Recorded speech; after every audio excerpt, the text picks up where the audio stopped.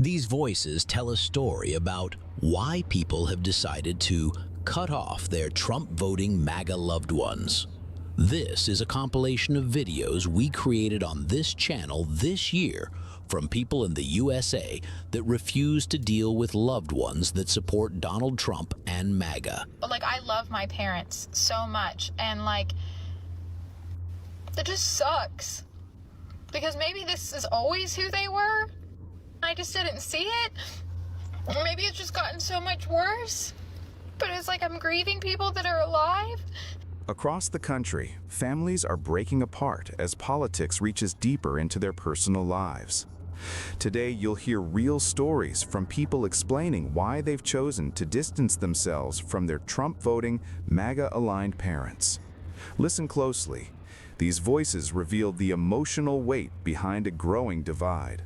You lied to us. You taught us about charity and helping those in need, that we should do what's right, even when it's hard, even when no one's looking.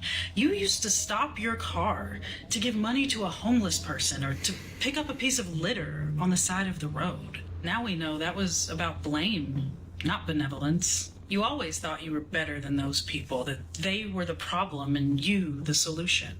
My brother was in town visiting me recently, and we have MAGA parents that we haven't spoken to in 8 years because, again, they're MAGA parents. My brother seems to think it's like, oh, we could agree to disagree. Oh, we can move past it. Oh, we can meet them where they're at. No, it's a death call full of piece of shit right-wing fascist cocksuckers who wish to enslave anybody who isn't rich and white and conquer anybody who isn't rich and white. I'm not like that. I don't feel that way. But I do have a relationship with him, and I do love him, and he is not MAGA. So for his own benefit, I went and sat in support while we had this, like, weird meltdown dinner with my parents. And I was very shocked and also reassured to find that 8 years later, zero personal growth has taken place. I mean, we're talking... Nope. I mean, it's right-wingers. You think they're suddenly gonna get smart overnight? No. They're piece of shit fucking idiots for life. They're fucked for life. Fucking, like, this is almost a decade, okay? And everything that happened economically and everything that happened politically and even just, like, what we may have gone through in 8 years as individuals, they are the same people. I'm so pissed right now. I am fucking shaking. The time has come, y'all. The time has come where I am cutting off my MAGA parents because I can't do this anymore. After years of trying to avoid the politics conversation with them because I know they are MAGA. And that was the only way we could have a relationship, is if we did not talk about it. Well, I'm done. I'm done. Even if my mom is ill, I'm done. I'm not doing this anymore. She had the fucking nerve on the phone with me. We were arguing about ICE and how they're violently tearing families apart, detaining and deporting people without due process. And she said, I don't give an F about brown people. And then, I don't give an F about slur. And I said to her, this is literally what the Nazis did. The way you're talking, this is what the Nazis did. And she had the fucking gall to say to me, well, your dad is German. And she said, and you are too.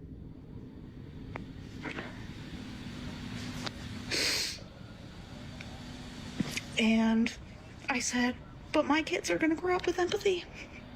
And I hung up on her. And I'm about to block her because that's it. That's it.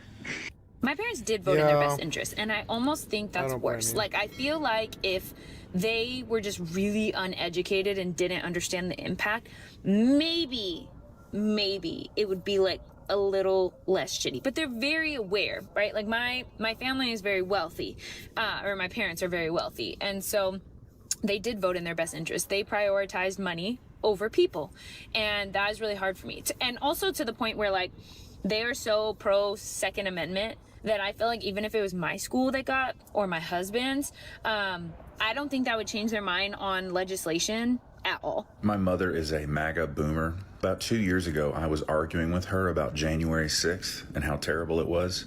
I brought up how those people built gallows on the sidewalk to unalive Mike Pence. She looks me in my face and says, "Where'd you see that?" And I was like, "On every legacy news media outlet, Mom. Like, it happened." She 100% honestly told me she had never seen that. So I pulled out my phone and I just Googled it. And of course, a gajillion photos of the gallows show up. She had honestly never seen it. Then I remembered my parents haven't had cable for years. They grew up in fundamentalist Christianity from the time they were teenagers, and they raised me in the same. Got rid of cable a long time ago. You don't have satellite TV. Our only source of media is online. We all know these older MAGA folks are only consuming media from right-wing authoritarian content creators, not from legacy outlets that actually still have a big enough reach where they must maintain some level of journalistic integrity. She was 100% telling me the truth, that she had no idea that they built gallows to get rid of Mike Pence on January 6th because he certified the election results of 2020. As a queer liberal adult child of a MAGA family, I need to remind y'all that there are millions of kids trapped in their small, conservative, rural towns that belong to MAGA families, that have MAGA parents, that are not MAGA, that have been marginalized, ignored, and harassed by the people that they love most their entire lives, including their teachers, including their friends, including their pastors, including their family members. Nothing about the way that those people voted says that that child deserves to be harassed or deserves to suffer. That child also does not deserve to be labeled as a MAGA because they have MAGA parents. If I would have said to my mother when I was a child that I thought that everybody from a different country was a bad person and deserved to be deported, she would have smacked the shit out of me. If I would have come to her as a teenager and said that I was thinking about dating somebody who's on tape talking about grabbing by the and hanging out with PDF files, she would have smacked shit out of me. If ever in my life she heard me mocking a disabled person, considering she has a disabled child, I have a disabled sister, she would have smacked the absolute shit out of me. Now, friends, guess who voted for whom in these last couple elections? Because I'm sitting here trying to understand where that disconnect came in. Because what I am out here doing is fighting for the values that were instilled in me by somebody who no longer has them. Not only no longer has them, while I am out here fully ready and willing to die for these rights and values. She would unalive me, her daughter, because she is now against these things so much. So there was a violent ICE arrest made in my hometown, and I don't want to completely dox myself here, but it was it went viral, and it was heartbreaking. And the actual arrest happened on the road that I used to live on, about 10 minutes from my house, on a country highway. And I sent this to my mom because my parents are triple Trumpers, and throughout this administration, I've tried to send things that are very unbiased, things that seem extremely black and white. So I sent this video to her and I said, "Hey, did you see that this happened?" And her response was, "Oh my gosh, that is horrific. We need to talk to immigration lawyers," named off a couple of people that we know. And in the text she said, "People need to be protesting all across this country. We need peaceful protests." I said, "Great, Mom. Actually, there's this huge protest that's happened multiple times. It's called No Kings." And she says, "Yep. Oh, well, I've heard about them, and it's full of BS." It's full of BS. I said, "Oh, how so?" She said, "Well, Kamala Harris was not duly elected as the Democratic nominee last year. So, and Trump was duly elected. So, which smacks more of monarchy?" And my response was, "Oh, well, you're not part of the Democratic Party, so why do you care? And she says, well, corruption in any form is just so dangerous. So, well, Mom, got some bad news for you about the Trump administration. Sorry, kitty. And she just kind of brushes me off by saying that, well, politics in general, it's about the ideas. Politics is about the ideas. There's always going to be corruption in politics. It's okay. I love you. And it just kind of stunned me because, I've sent her different things through the year, and nothing will shift her. Nothing will shift her from supporting the current administration. My mom has always claimed to be apolitical, even though socially she's probably even more bigoted than my dad. My mom didn't need to be indoctrinated by Fox News to become a racist, bigoted, misogynistic pick-me. She just hides it really well, which is why she is more damaging to me than my dad. And this has a huge overlap with the conversation about emotionally immature parents and that sort of thing, because a lot of people will talk about having like overtly abusive, angry, whatever parents. Like my dad definitely falls into that category, not physically, but definitely emotionally, verbally abusive, for sure, 100%. But the way my mom abuses her kids is by manipulating them. It's by taking on behaviors that make it look like she's a loving parent. But if you do what she perceives as a slight, she will flip out. The night before the inauguration, I told my dad, I cannot associate with fascist sympathizers and apologists. And I meant that.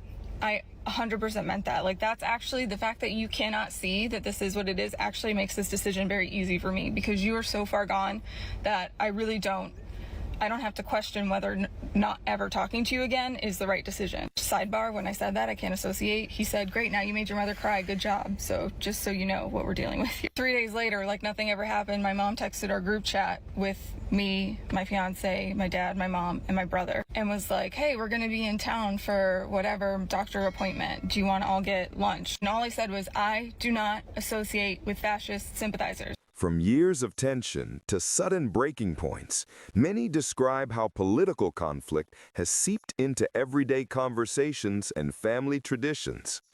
Their experiences reveal pain, confusion, and the difficult choices people are facing inside their own homes. Mom, who do you blame for the shutdown? The Democrats. Why is that? They wanted to include, it was an ungodly amount. I don't even know what the amount was, $1 billion for aid, healthcare to illegals. That's not true. Now, if you don't think we're paying for illegal healthcare right now. What you've said is not true. Okay, if you don't think yes, it is. If you don't think we're paying for healthcare to illegals for illegal people right now, then you are crazy. If an illegal right here on my street would walk across and accidentally get hit by a car, the ambulance would be called and they would be taken to the hospital. They would be cared for. They would be cared for. Who pays for that? The American people. Who pays for it if it's somebody who's uninsured but a U.S. citizen? The American people. It's been about a week since my ailing mother put her hands on me and slapped me across the face. And I took my child's and most of our possessions, everything that would fit in my car, anyways, and left in the middle of the night. Because there's one thing for certain, two things for sure. You absolutely have me fucked all the way up if you think I'm going to still have my child in your life and you're going to put your hands on me in front of him. And it's funny because my mom pulled the guilt trip on the way out while I'm taking all of my things and said, am I allowed to say goodbye to him? Am I allowed?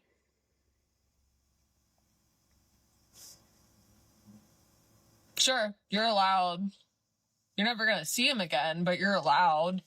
About a week ago, my mom started screaming and yelling because of a sarcastic remark that I made, because apparently you're not allowed to do that ever. She can say and do whatever she wants. She can make abusive comments as much as she wants. She can threaten to take my child away from me with baseless accusations. And I just have to sit there and take it. Absolutely fucking insanity. Anyways, my mom started screaming and yelling. My dad started screaming and yelling. My younger brother, who has never moved out of my parents' house, started screaming and yelling. And my mom slapped me across the face. She slapped me across the face, something I never thought would happen, with my kid standing directly behind me. And so I took all my things, put them in my car at 9:30 at night, and I packed my kid in the car, put him in his little seat, and I said bye. And my mom said, when am I babysitting next? And I said, never. Like, another hard thing is my mom is very pro-MAGA, and she's on disability, and she voted for Trump twice, despite the fact that it's harming her daughter, you know, and she doesn't care. And that was hard. That was a hard realization. And so I haven't spoken with her in about a year now.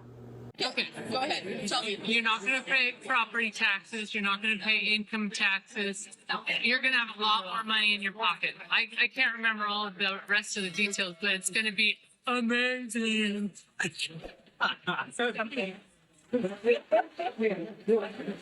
My MAGA mom just left my house a week ago after being here for 3.5 weeks. 2 of those weeks I was at home 24 hours a day with her, and it was just fucking hard. And it's getting harder. It's getting harder. Like, I remember joining Reddit in 2020 for the first time ever so that I could specifically join a subreddit called QAnon Casualties. And we made it through COVID, which I really was, you know, wasn't sure she was going to make it through COVID at all because has COPD. She's not a well woman. And, you know, she was fighting the mask mandates and the vaccine mandates. And, like, you know, she was all ivermectin HCQing it up. But so I was fearful she was even going to make it actually through COVID, but she did, because the one thing she has going for her is that she is virtually isolated in a rural area where she lives. But with Trump 2.0, it is just getting harder. And I want to avoid politics. I try so hard to avoid politics with her, but within her space, she's as well informed as I am within our space. If you can call it informed, I mean, she's well informed for what is being printed on the Daily Caller and you know, and being talked about in Fox News and Newsmax and all the fucking derivative.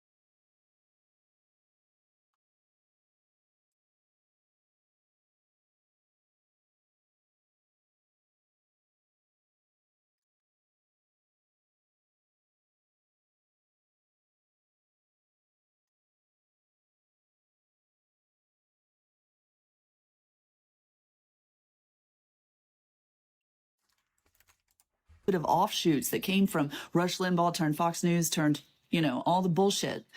So she's well informed on that, but it's just like it's rotting her brain, and she doesn't recognize that, obviously, at all.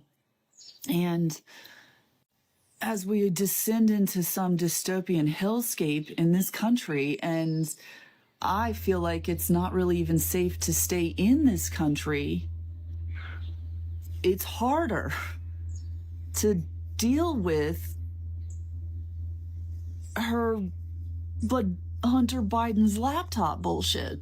It's more difficult to hear about a $40-50 million job that he had with Burisma and give a fuck. It's hard to deal with the $5 million for the big guy in China as we watch $400 million planes be received from Qatar, and, you know, this cryptocurrency, I mean, just open, raw corruption, like right in our face. And all of the destruction that he's doing, things that feel irreparable. I'm still hopeful that we can claw back from the edge of insanity, but it's just getting harder with her. And I don't want to talk about politics. I try to avoid politics with her. But it's so difficult when I can't talk to my own mom about my internal mental, emotional state, the things that are stressing me out. And then also things come out of her mouth that offend me. You know, it's so difficult. I was over at my parents' house the other day. I was helping my mom set up her Googles and smart TVs and things because she got new Wi-Fi and she didn't know how to update it. And I don't mind helping. She's my mom. She'll be 69 this year. And she's still significantly younger than the people that are in Congress making decisions about AI data centers, and she doesn't know how to update her Google, so that's a terrifying thought. But anyways, I had to go to her pictures to see her old Google password or whatever to update the new Wi-Fi. And the screenshots, it was just one Facebook misinformation meme after another Facebook misinformation meme. And it wasn't like I was trying to even find things to upset me. It's just there. And I even got my hopes up for a second because she had screenshotted like an entire article from our local paper about SNAP benefits being cut, only to the very next one being, if you're upset about your SNAP being cut, you can blame Democrats for wanting to give health care to illegal aliens. And I just started to cry. And like, you have to understand, these people raised me. They would give anyone anything. I've seen it. The generosity to the poor and the dissonance that's required to align yourself with this administration. There is no other word but cult. There really isn't. There's no statistic I can send them, no article I can send them. There's nothing I can tell them. They have an answer. And it's so funny to me. I held it back and I was like, you know what? Every fight I've ever had with them has ended poorly. I'm never gonna change their mind on anything. They have decades and decades of white Christian nationalists feeding them theology and decades of Fox News feeding them propaganda. They're goners. But they're my parents. And it's hard. But like, I love my parents so much. And like, it just sucks. Because maybe this is always who they were. I just didn't see it. Or maybe it's just gotten so much worse. But it's like I'm grieving people that are alive. And people make jokes like, you just gotta cut out your MAGA family. It's not that simple. And maybe it is for some people, but I'm so codependent with my parents, and I just want so desperately there to be one scripture verse or one video or one thing that'll just like flip a switch. No. Let them see. That they're not living like the Christ that they... No, the hatred is in their fucking hearts. They're right-wingers. They wish to descend us into some kind of crazy war where if you're not rich and white, you will suffer, and blood for the rich white god. You know, it's blood for the rich white blood god. That's what it is. It's a death cult. If you aren't crying or feeling sorrow, then they aren't happy. And you are letting them reach you. You can't let them reach you. You have to understand there is bad things in this world. They have taken over your parents and destroyed our country and destroyed our lives. There's bad people in this world. They traffic in human beings. They lie on their fucking cameras to these Christians and completely fucking like throw a smoke bomb into these Christians' brains and completely brain fog them into like believing that some foul man who's never worked a day in his fucking life represents them. I'm terribly sorry, but that's just not the case. They raised me to love. They're hurting real people with their beliefs. Yeah, they're kicking the Mexicans out of the country because they're not really normal people. They're like death cult pieces of shit from the right wing. The only time they're ever happy is if there's war. Hurting me just sucks, bro. I'm sorry, babe. I'm sorry. If I had some solution to fixing the right wing, I would. That's what I'm going to say on this video. If I had some way to fix the right wing, I would. Death cult.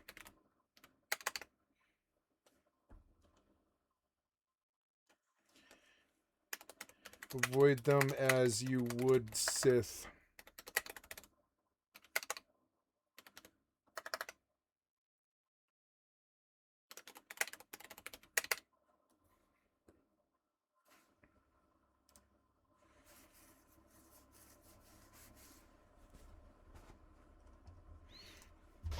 It just sucks. The stories shared today remind us that political division isn't just happening online. I envy these people's like self-involved execution. They're really, really good at just pulling a camera and testifying to the whole fucking world. But I mean, I've been at it for 4 years now. The camera never goes off. And I just don't ever feel like I communicate directly like this. I don't feel like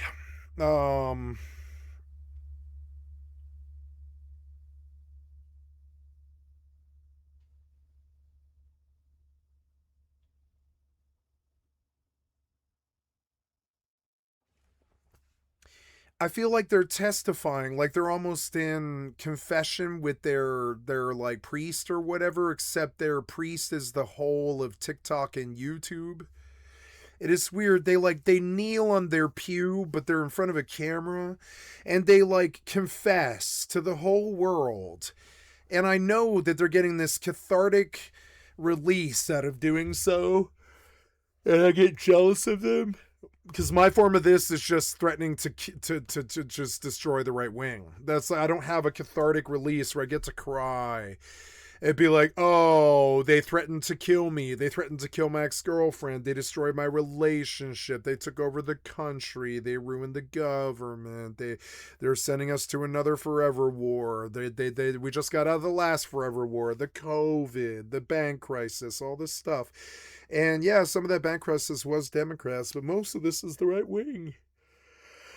I have no patience anymore for people who need to testify to the whole world. They like get their platform and they feel like that's what the camera should be used for. But I actually think the camera is much more of a day-to-day thing. Like the Kodachrome's supposed to show you what you were doing 20 years ago. I don't think it's supposed to be this confessional thing where you like cry to the world about your boyfriend's family being MAGA. I don't really, or whatever, your husband's family being MAGA or whatever. I don't really, like, I don't see how that's like I get jealous of it because it's an honest moment, and I do like watching it, and I really feel that it's awesome that I feel privileged, and I feel honored that this girl included me into her thoughts. But there's this like confessional nature to it that does seem derived and a bit phony and fake to me a little bit. She's very serious about the things she's saying. But I still get the sense she's grandstanding. After 4 years of doing this, I can't ever ignore the camera. She's lucky because I don't think she does this every day, so she's able to just testify and not think about her daily or her overall image or anything like her daily consumable. It's more about this one moment where she wants to speak from her heart and reach our heartstrings and get us to feel a certain way about something, and that's good entertainment. I don't begrudge them that. But it is selfish. It's like you pick up the camera and you expect the whole world to care about these things that you're going through. And I know, because I'm just as guilty. I'm more guilty of it than her. I'm like way more guilty of her than doing this. I expect other people to care about what I'm doing or what I am.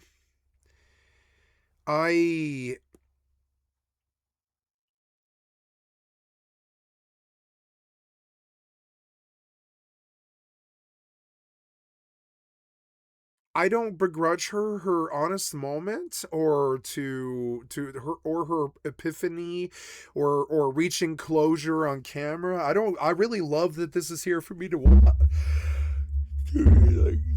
watch, but I don't really think political meltdowns between family members is that good of a confession moment. I'd rather hear you talk about something else you did. This moment is usually reserved for like if you cheated on your spouse or you cheated on your taxes or you're going to jail like that girl Piper from Orange is the New Black and you weren't expecting it or whatever. This sort of moment that you guys try to monetize or use as some kind of faux like movie scene where we all shed a tear and we like, you know, we commiserate with you. That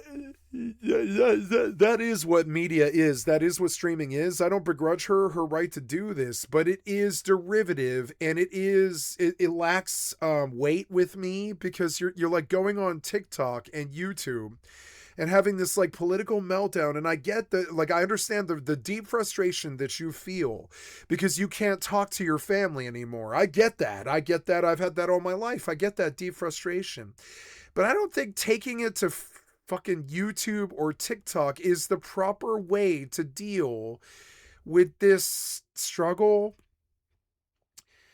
I tried to be self-centered like this and draw people to my problems and make them a bigger deal than they were, and I realized that it wasn't really me.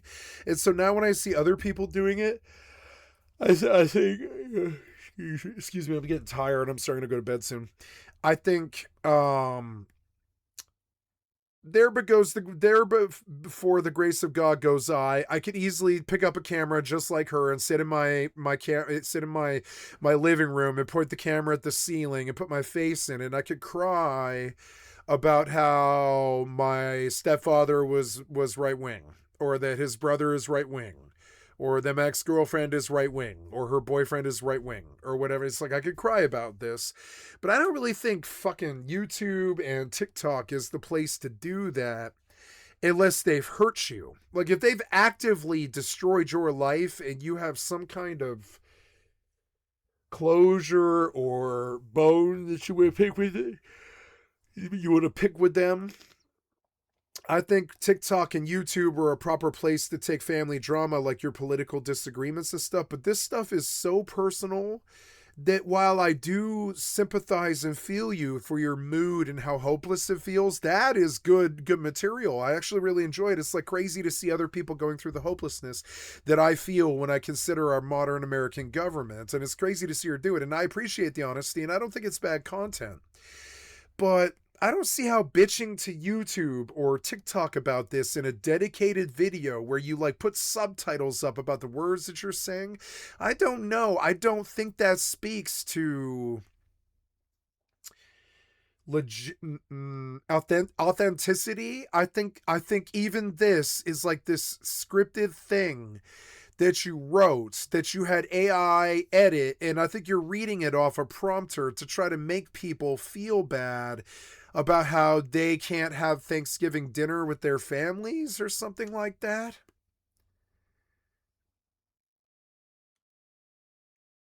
And I'm sympathetic, but I don't think this is the proper place to take political grievances with your family. We usually want you to like spill the tea, but this is a little too personal. It's like, yeah, it sucks to have MAGA family. I can relate. It sucks.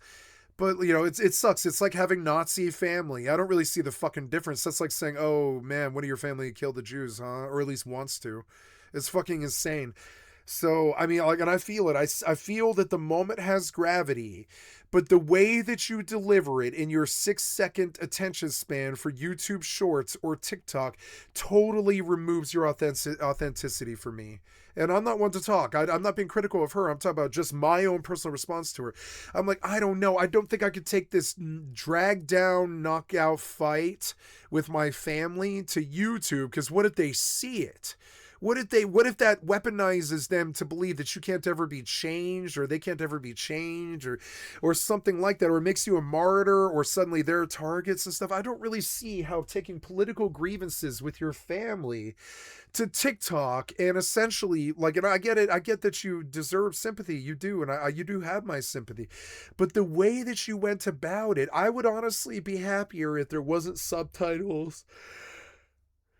Yeah, maybe somebody else did this. I think actually the creator of the video edited this and put subtitles on top of her, but this has been so TikTokified. And you got to remember, I've never been to TikTok. Like, I've never been TikTok, and I'm still so wary of this fucking TikTokified, like, statement that you're making about how you're giving up on your family and stuff. I get that. But I mean, like, a political difference, I'm not that sympathetic for that to end your friendship. I've had drug addictions between me and my family. I've had stealing. I've had suicide attempts. I've had lost friends on Facebook and in the real world. I've had police hunt me and chase me. I've hunted police. I've had, like, you know, like, I've been here in this battle and stuff.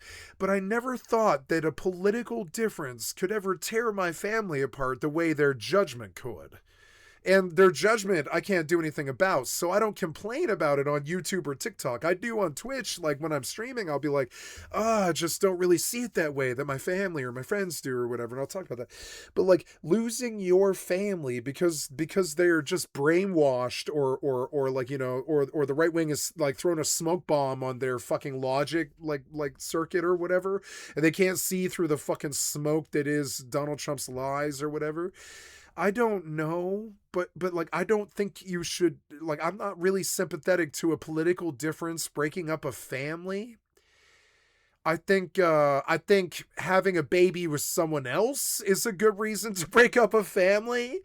I think death is a good reason for a family to fall apart, but I don't know about political. I don't know if political is a good reason to turn on your family. I actually don't care. Like, my mother could call me up and she could be like, well, I'm biting the bullet and, you know, can't beat him, join him. She could call me up. She's not like this, but she could call me up and be like, look, I'd rather beat him than join him. Or I'd rather join him than and join him to beat them. And she could be like, I'm joining MAGA today, and tomorrow I drive off to go vote for Trump retroactively or something like that. And I'd be like, well, that's unfortunate. And we're never going to see eye to eye on that, but I'm not going to stop loving you. I'm not going to stop talking to you. Every time one of these MAGAs brings up some maggots, brings up something fucking crazy, I just say something crazy too. Like, Building 7 was not damaged, but Prescott Bush still got paid a $7 billion insurance payment for a tower that was untouched, completely untouched. A tower that burned, but I mean, the tower was untouched. There is no causality behind the fire of Tower 7. But they burned it so they could get rid of the Enron records and stuff and collect some insurance. Like, you know, like white-collar crime. And now I think that's actually at the base of the whole problem that we face. is that they'd rather crash planes into their own buildings than lose their money or lose their foreign wars or lose their control. And so like these things, they are all given. Like they're all like givens. I know that MAGA's bad. They're like a death cult. You know, I know that they excuse rape and they don't care about, you know, Jeffrey Epstein, even though they ran on that and all this other stuff. So, but I don't see how it benefits anybody to lose their family over a political disagreement. And trust me, I've had plenty of those with everybody the fuck I know. But at the end of the day, even my right-wing friends, like for instance, I had a right-winger friend who put me up in his house for like 4 years on and off. And he didn't ask me for anything except like I did give him some work and stuff in return. I looked out for him and helped him when he needed it. But he didn't ask me for anything, and that's an example of that family values thing. He saw somebody struggling in his community and he saw that he could help me and that it wouldn't cost him much. It did cost him something, but it didn't cost him much. And I did pay rent. I paid him thousands of dollars in rent, something like $10,000 or $12,000 in rent over like a 2-year period and stuff. And he was very thankful for that. We were sending him $350 checks, which was better than any of his other friends were doing for living at his house for free. We sent him checks every, like if I could have the garage, I'll send you $400 every month. And he was like, yes, I need that money so badly. I was like, oh good, you know, but then he let his roommate stop me and my girlfriend from using the restroom, which completely ruined the whole rent thing. And I began to realize that it wasn't ever about helping me. Maybe, I don't really know. I don't know what it was. It's something different. And so I don't know what it is, but okay. Like for instance, I could get along with those boys, even though they're so right wing that literally my friend, he had a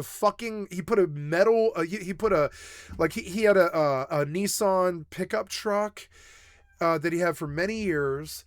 And he went downstairs one day with the welder that he had stolen from a friend of mine who died, and he made himself, he took a metal chrome bumper that said March, and he flipped the M off of the March and he flipped it upside down so it said war, and he removed the CH, and then he welded that piece of metal to the back of the Nissan truck. And I was like, why do you have a fucking, like what do they call that? It's a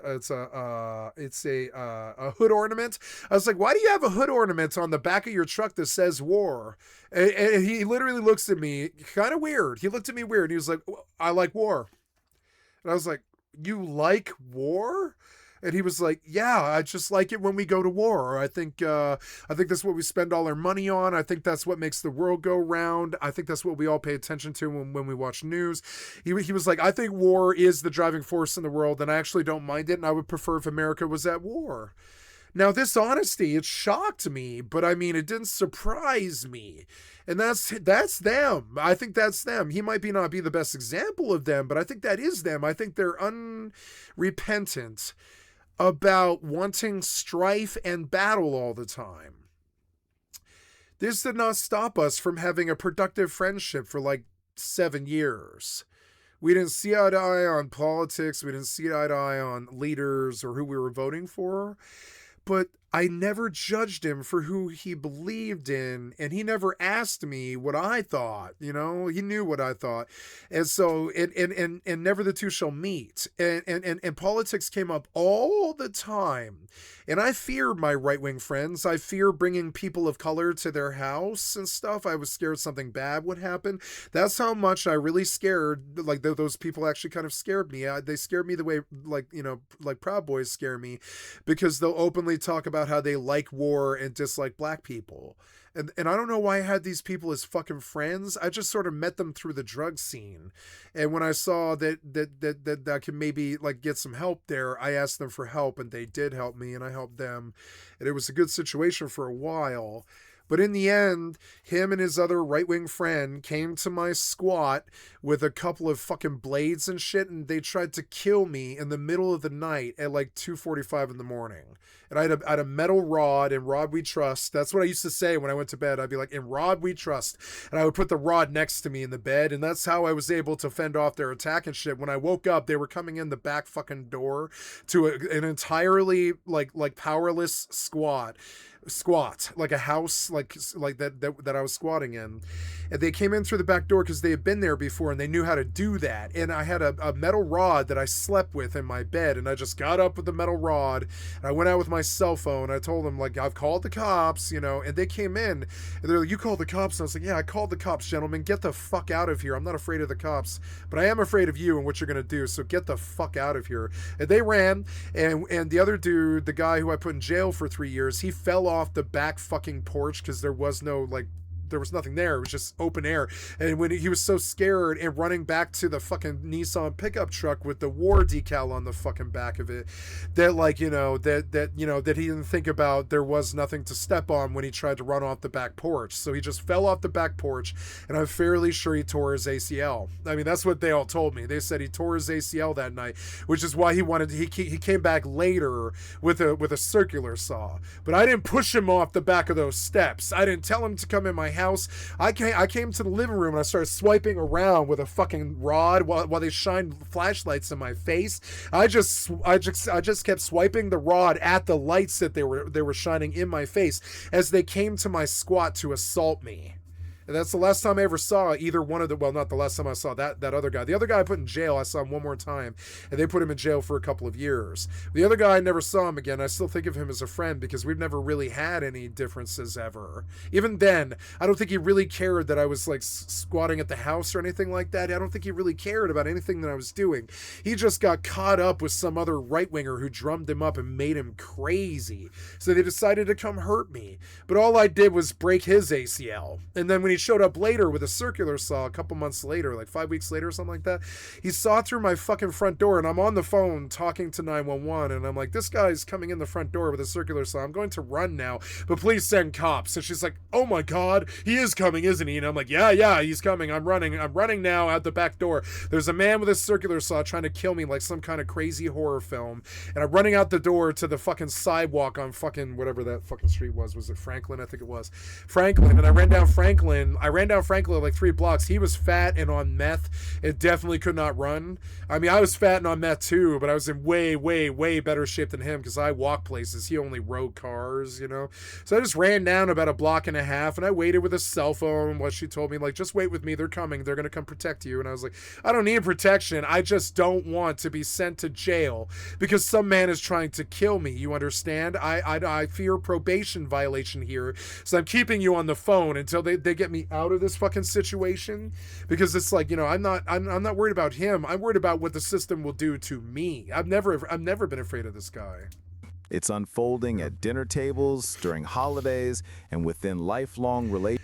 So, like, even then, like, the Republicans who came and tried to kill me, I still didn't totally sever ties with them. It's not like I talked to them or anything like that.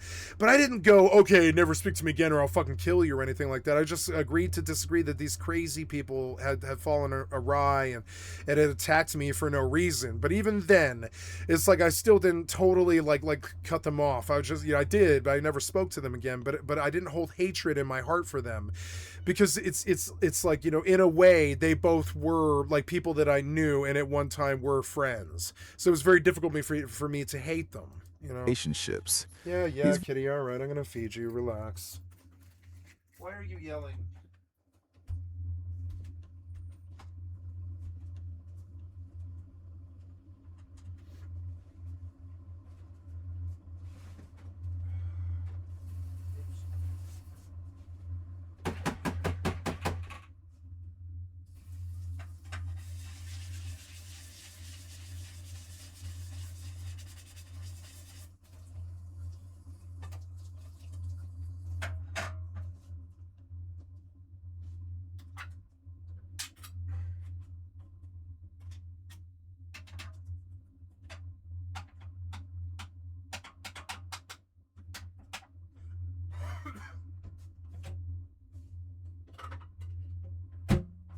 Ready?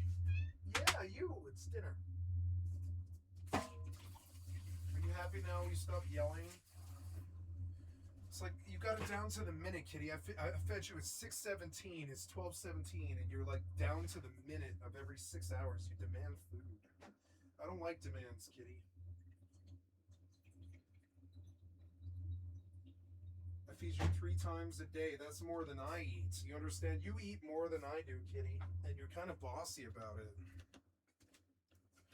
But anyways. I don't mind feeding you. It's good, you know, but it's like, Jesus, man, like, give me a minute. I'll come feed you. Relax. Voices reveal how deeply people are affected. So that guy, he came to my squat and tried to kill me with a knife, you understand? And I still would speak to him because I believe that the cutting off, I mean, not the other guy I put in jail and I'm sure he's gunning for me. I don't care. But it's like, you know, but the other guy was a friend and I don't really, like, that guy tried to kill me. You understand? He tried to kill me in the middle of the night in a squat. And I still would talk to him and try to treat him like a friend because I just don't write people off. They write me off. But I do write people off sometimes. I write people off after a long time, you know, and a lot of trying and stuff. You guys write them off because of something that they wrote on Facebook or that they like these ICE raids or something. But I mean, like, they think that these ICE raids are benefiting the country. You can see why they think that. I don't agree with them and I don't like ICE raids, but they've been lied to and they think that the ICE raids are improving their country. So you can see, like, that honestly, the dingbat things that these dingbats think shouldn't really be this thing where you just never speak to them again. They're your family. When their values collide with those closest to them. Understanding these experiences helps us see the emotional complexity behind decisions that may seem extreme from the outside. If this video gave you insight into what families across America are facing, please like, comment, subscribe, and share to keep the conversation going. And click the video on your screen to continue exploring more stories shaping our country today. You are a danger to me and my family because your vote wasn't just political, it was personal. It told me exactly where you stand in your priorities. It is hard not to think that if you were alive during the Holocaust, you would have turned in Anne Frank, and that you would do the same today. Yes, if they thought that their country was at risk and that Anne Frank was threatening their country, I believe they would. And that's the problem. These people think that their country is like under siege. So the things that they think, they're not good. They're not intelligent things. But you can see why they think what they think and let sleeping dogs lie. You can tell. I don't go asking right-wingers why they think what they think. I just think there's the other side. If we didn't have the other side, it would be an echo chamber. Across America, political divisions are no longer abstract. To me, to me, they're abstract. Like, it's sort of like a difference between you and somebody else's politics and stuff. That's an abstract difference. When it comes down to it, you still eat the same food, bleed the same color, drink the same water, squirt the same semen or vagina's juice and stuff. You have the same color of skin, probably. You might even have the same color of eyes and hair. And it's just like, I don't really see anything but an abstract difference between two political parties. Like Hassan was talking about that today. What's the difference between the Republicans and the Democrats? It's this word liberal, I think. But I mean, they kind of want the same things. They kind of go to Afghanistan's together all the time. They kind of want to go to war with people, both parties. That's something they can agree on, I think. Personal. I think they can agree that they want a really big war budget. I just don't think they can agree on how much. But I think they both agree on a really big war budget because they're terrified of everybody. So the difference is kind of abstract. They bleed the same. They shit the same. They worship the same flag. Maybe they worship the same God. Maybe they don't. But they're like, they bleed the same. They shit the same. If you cut them, they bleed the same. They're the exact same fucking people.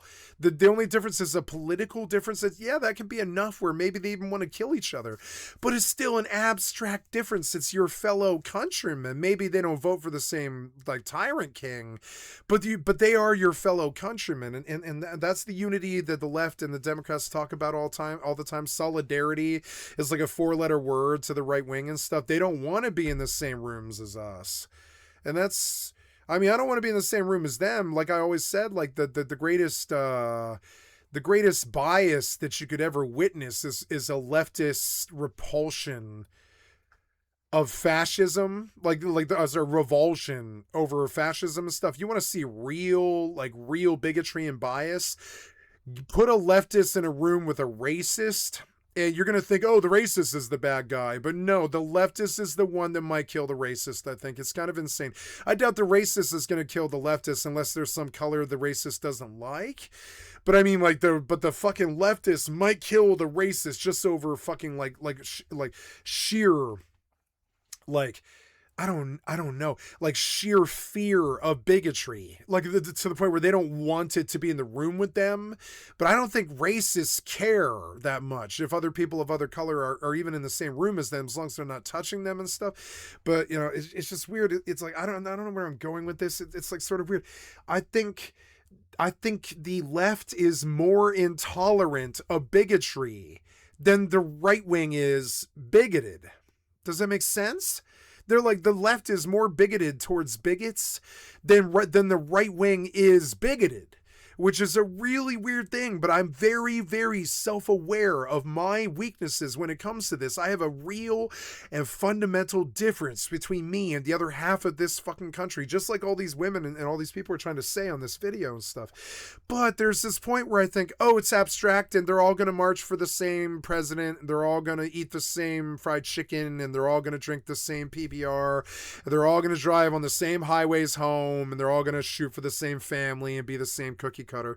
I don't really see the fundamental difference between the left and the right, especially not in this country, where a Democrat will be okay with going to Afghanistan. I don't really see the fucking difference at all. In this video, you'll hear first-hand stories from people explaining why they made the painful decision to cut ties with Trump-voting, MAGA-aligned family members. Listen closely. These voices reveal how deeply politics is reshaping family bonds.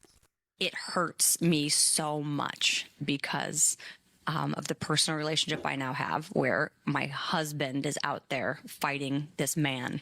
And to me, them voting for Trump is them not voting for my husband and me and our family. And I unfortunately have kind of lost relationships with people in my family because of it. This is not just Republican versus Democrat for me anymore. Mm-hmm. It's decency, and I do get that. I am on a quixotic mission to civilize, like the newsroom, right? I am on a quixotic mission to fucking civilize. I am just like her. And to me, it's about decency. You treat everybody in this country exactly as Ellis Island, exactly as the plaque at Ellis Island states. Is give us you're tired, you're poor, you're hungry. That's what we put. We engraved that at the Statue of Liberty because we wanted people to understand that's what our attitude was hundreds of years ago. The founding fathers didn't want people like Donald Trump kicking the Mexicans out of the fucking country. They said, give us you're tired, you're poor, you're hungry, right in Ellis Island at the Statue of Liberty. When I brought this up last year to use it as a fighting point against Bagon and a leftist, rightist argument and stuff, he was like, I don't like that. It's not true. And I was like, go Google the Statue of Liberty, the Ellis Island, the whole give us you're tired, you're poor, you're hungry, and those yearning to be free. And he was like, well, yeah, but that was 200 years ago. And I was like, it doesn't matter. They had it engraved in metal because they didn't want it to ever change. We hold these truths to be self-evident, we hold these truths to be self-evident. To me, it's family values. And give us you're tired, you're poor, you're hungry. The minute you guys tried to say something other than that, it sounds like you're stepping on Lady Liberty's toes. Right on her feet is a plaque that says, give us you're tired, you're poor, you're hungry, for all of the immigrants coming into this country that go to Ellis Island to do their immigration and stuff. And that was the attitude, and that's one of the reasons why they come here, and we wanted them to have this attitude, and we wanted them to think this. But now I'm not so sure if the right wing really believes that. I think they actually really think that was a mistake.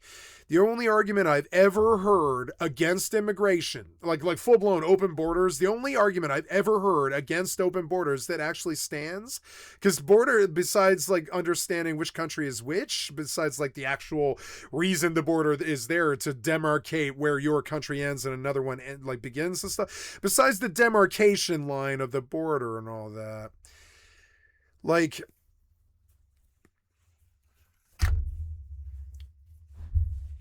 I don't know what I'm trying to say here. It's like, I don't know. I'd have lost it. It's really hard for me because I grew up believing in these Christian ideals of taking care of the sick and taking care of the poor. Do unto and I don't see others. that happening Love thy neighbors.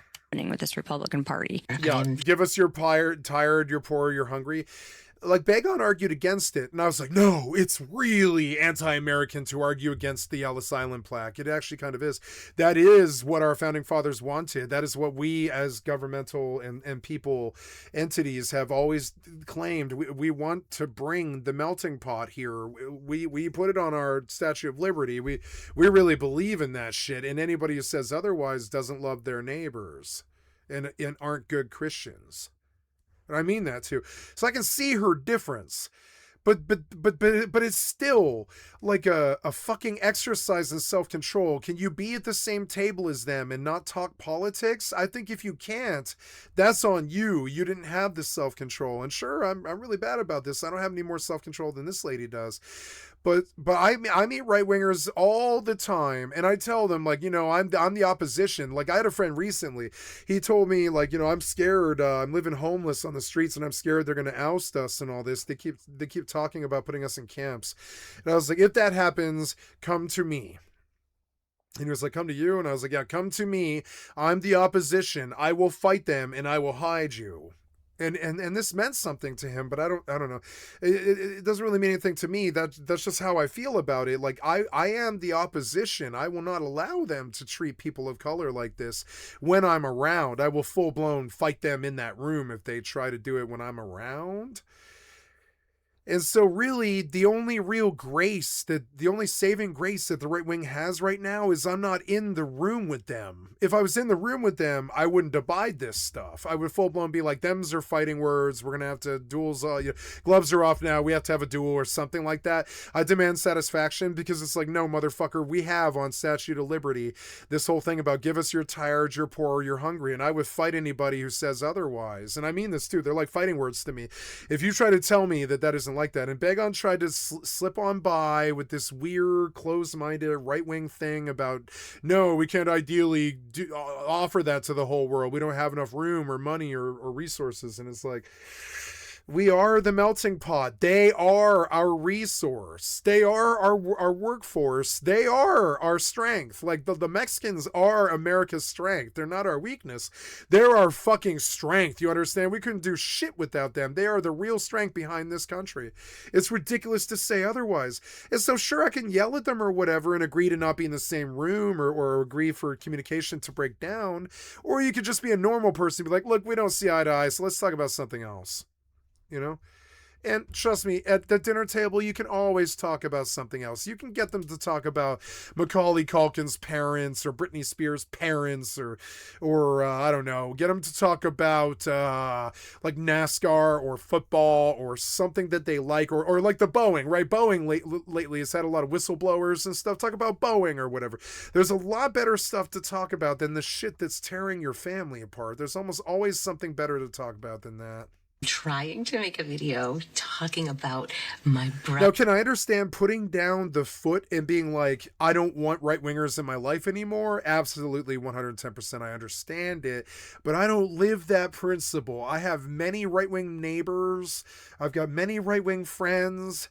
I've got a socialist, Democrat, leftist family member, but many of the things that they believe would fall to the right wing.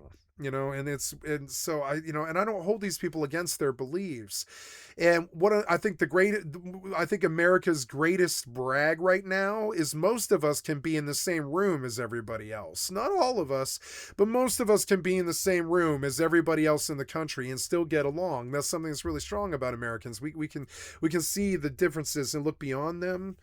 But these people want to talk about how they're ready to draw that line in the sand. And you know what the right wing would say about that? If you draw the line in the sand, Jesus probably doesn't walk next to you and you don't see his footsteps in the sand anymore. That's Jesus's and God's choice to judge people. And I tend to think the same. I think cutting them off is a form of judgment that's more appropriate for a judge or a deity than it is for you. But I understand judgment calls and stuff. These are bored white people who have bored white people lives, who have time to talk about this stuff, and it's interesting. But I think with the bored white people also comes like this thing about if we're bored and we're angry at each other, we're no longer happy enough to keep this community going or whatever. So it's like, so it really seems to matter to her to cut off the family that she doesn't like, who's MAGA, like in order for her to feel like she's still a conscientious person or something.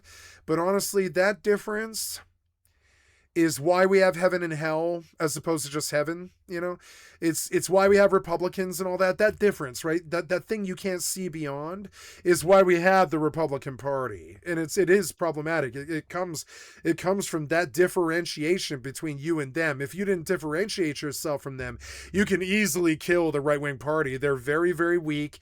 They back fucking genocidal Hitlers all the fucking time and wars. That's all they do. So they almost never genuinely win elections unless the Democrats are completely incompetent at running. You know, Brother, and just working through how difficult this is. Yeah, like the dinner table. If you're having a detonation at your Thanksgiving dinner table, you probably are doing too much holiday stuff with your family. I think if you were to find that if you just put your father out there in the backyard with a beer can and a walker, and you put your kids in the basement with, you know, like the PlayStation or whatever, and you and the adults set up in the living room, and you talk about stuff, just not politics, I think you'll be fine. I think this has to do with some crazy disassociation. And I swear to God, these people get this from me. I would just cut somebody off. I don't care. I'll fucking cut them off. You understand? I'll cut them off if they threaten my life, or they threaten my family, or they do something fucked up that I can't condone or something like that. I will cut them the fuck off. And I've had that attitude for like 20 years. And I swear to God, that shit rubbed off on all of America. So they all think that they're like me. I swear to God, they all think they're like me. But I can easily walk the fuck away from somebody. I don't know anybody else like that. I don't know anybody else like that. Everybody who I know actually needs everybody else that I know. I'm the only one I've ever met who could actually walk the fuck away from people and actually get away with it. It's really hard to do. But these people seem dead set on that. Like they want to don that hill and draw the line in the sand. But in my experience, the minute that you draw that line in the sand that differentiates you between them, you can do it. Like how I do it is I ask, are they Trumpers? And if they are, I say, I don't want to go to the dinner. and they just write me off thinking, oh, he's very strong-minded and strong-opinioned, and he sees that there isn't any possibility of getting through this without a battle, so he just retires before the dinner even starts or whatever. And that's how I've got away from this particular stuff all of my life, because trust me, I can't be in the room as these pieces of shit. I'll be like, oh, you voted for Trump? You know, he burned 3 people alive in that fucking tower. He's got 35 rape charges, 35 felonies, and fucking like you know, he rode the Lolita Express like 35 times. And it's just, this is fact. It's like in the fucking court documents. It's not me being like leftist and like attacking and kind of like, you know, tribalist culture stuff. It is actually true. All of those things. So how do, you know, to me, how do you back that criminal as he fucks your country to death, right? But if you never even bring it up, you can probably have dinner with your family, which is what I do, you know? And you have... I just don't bring this stuff up. I'm like, let's not talk about politics. You're not going to like what I have to say. MAGA family member. And when you have a MAGA family... And I think these people, they're just so used to social niceties that they think that they have to listen to their racist MAGA grandfather. But no, you can absolutely leave the room or change the topic of conversation. It's not this thing that needs to like dominate your Thanksgiving dinner, you know? Remember who? And I'm sorry, but I really don't like Thanksgiving dinner. You put a lot of pressure on a lot of people to show up and cram into some room, and then you got to cook for like 5 days, and it's just crazy. And all that pressure is good. We do the holiday and tradition stuff. It's fine. I'm not against it. But I swear to God, they do all that stuff so they can get together and fight. I swear to God, they did Thanksgiving so they can get together and fight each other. You used to have a really nice relationship with, and honestly, I did the wrong thing, and I said something. Wrong thing, right thing. Yeah, you said something. You should have just been like, well, we're not going to see eye to eye. So the smart man says, we'll see, right? I don't even say, don't say anything. I say, we'll see. We'll see how their pro right-wing fucking attitudes feel in 5 years. That's what I mean by we'll see. In the meantime, I don't believe we should talk about it. We avoided talking about I believe we should, but not at the dinner table. Politics. I knew where he stood. We avoided it for many, many years. I really never thought this man would ever see the Oval Office again, so even though I knew my brother would vote for it and that was his values, I didn't think he'd get in. And he did. Yep. And I can't have anything to do with my brother as a result, and it's really... Yeah, if you're so bored that your political difference is tearing apart your family, you should probably not do politics. I don't think you can handle it. When I come on here and I'm... You know, I had something this year that I couldn't handle, and the guy warned me too. He was like, I don't think you can handle it. Are you sure? And I was like, I can handle anything. But when it happened, I couldn't. I was like, no, I think I'm going to end this relationship. I'm terribly sorry. Not relationship, but I'm going to end this like deal that we have here or whatever. Not like a dating thing, but I'm talking about like the fact that we ever met. I'm like, I'm never going to speak to you again now. I'm writing you off, you know, do not speak to me ever again. And like, I don't know. It's, and they told me I was toxic. And I was like, oh yeah, I'm sure. I'm fucking sure. That's my job. That's my job description. I'm toxic to right-wing shithead Trumpers who fucked our country to death with their worthless, feckless, fucking like bungler asses, you know? I'm like, hey, MAGA. That's who I'm really talking to. Good morning. I took yesterday to be angry and miserable, and I also took yesterday to make the decision to block my father. Yeah, if you can't...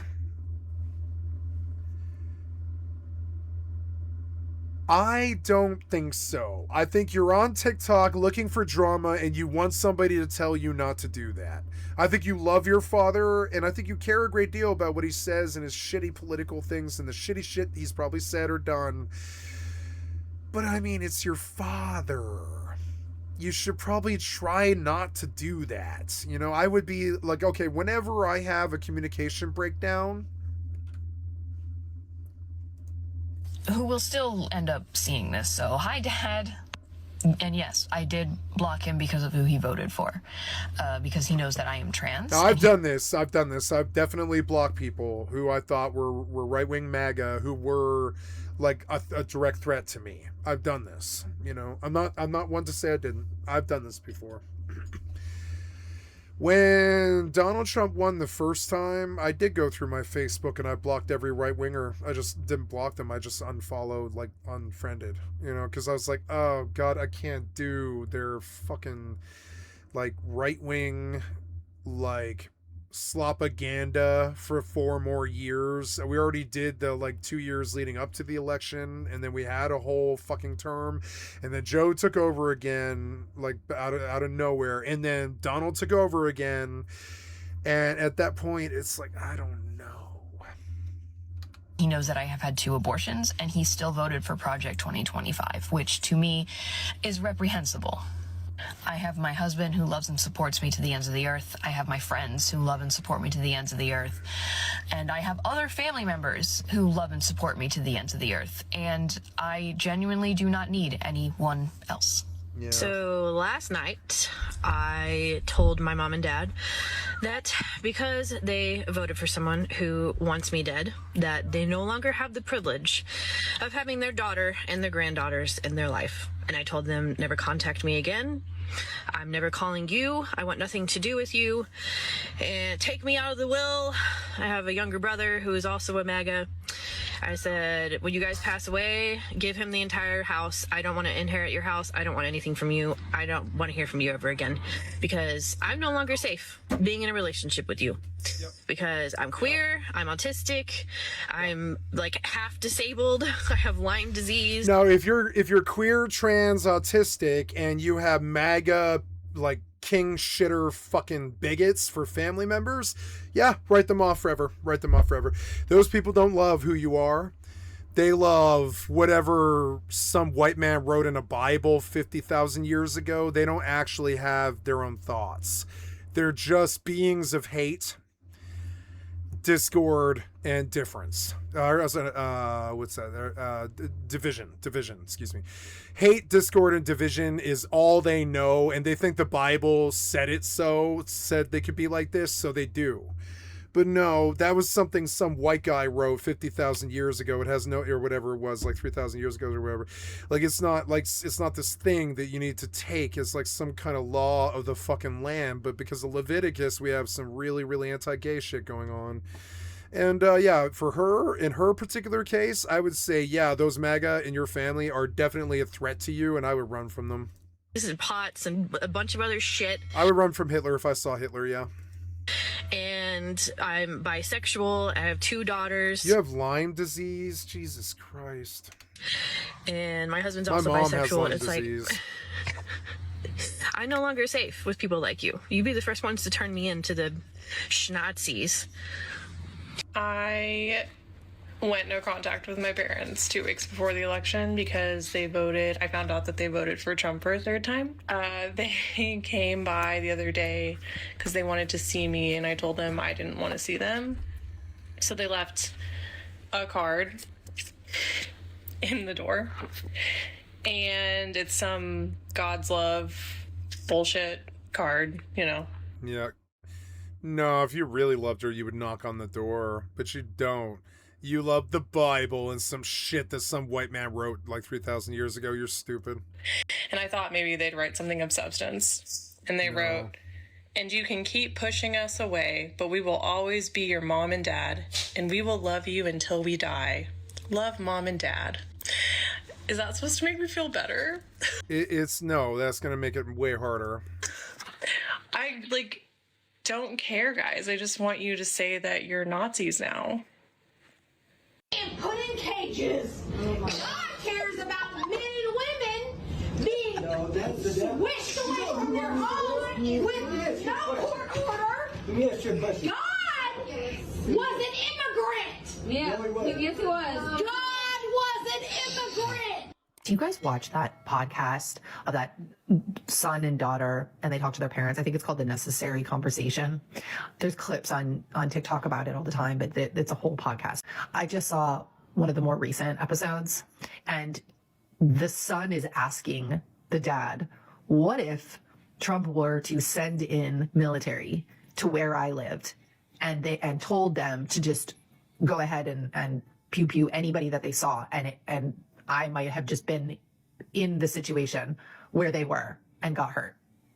Would that be okay? And the dad actually says, what if Donald Trump says, I want you to carpet bomb Oklahoma City, kill everyone? You think the Air Force should carry that out? Yes. There might be a reason. We don't know. This is insane. You cannot be this stupid. Jesus Christ. Oh, my. This podcast was going well until that. You just said it's cool. We levels Oklahoma. You're like, yeah, fuck it. There must be a reason. Like, you literally can't be that dumb. You know what the problem is? Mom and I don't believe he'll ever blow up Oklahoma because we're on his side and so's the whole state. No, it's because you're in a cult. and even the mom is saying, yeah, I mean, there would have been a reason for it if he sent them. Yeah, if Trump wipes out Oklahoma, it's because Trump can wipe out Oklahoma. And you live in Oklahoma, though. So, I mean. So, My family voted for Trump. I have disowned them. And that's that. So my Trump supporter dad unfriended me on Facebook because I told him how his vote hurt me. If he wants to be my friend again, he's going to have to ask, and I can't say that I'm going to tell him yes. I still hope they don't come after his Social Security and all that stuff, but I've warned him. I'm no longer talking to my parents until they no longer support MAGA. Here's what I would tell you, which I have learned in the last 6 months of doing. So some of these people, they want to fully change the other person's opinion, which in my experience is extremely selfish. You can't make a horse, you can lead a horse to water, but you can't make them drink. They've got to actually do that themselves. This. First thing is your family's probably worse than you think. A lot of us are really desensitized to the idea of what's normal. I thought my parents weren't that bad. I thought they were just the average boomer, which maybe they are, which is bad. You have a little bit of a foggy goggle situation when you're assessing your own family. Second thing is the hole they will leave is not as big as you think it is, because they are probably worse than you think, and because you don't know what you've missed. I've tried to make this several times. I'm trying to explain the feelings I have. I feel like the family members, I've always loved family and thought it went both ways. I thought the love of family would override anything, right? And I still thought that. And now I'm thinking, if it came down to it and Trump asked somebody to turn, if he just came out and said, okay, I want you to turn in family members that don't like me or say stuff against me. Do you know, I think some family members would. I think their brainwashed Trumpism would override the love of family. Yep. It would be brother against brother, and I think they would I think that's, yeah, maybe these people are actually just really emotionally in tuned, and maybe we're headed towards civil war, and these people are kind of realizing before I am. I don't know. We might be headed towards civil war, in which case I would like to kill every last Republican in the fucking country. I'll be way more crazy than they would ever be, but I mean, to me, it's like saving America by killing every last Republican in the country. If you believe in God, I want you gone. I know how foul that sounds.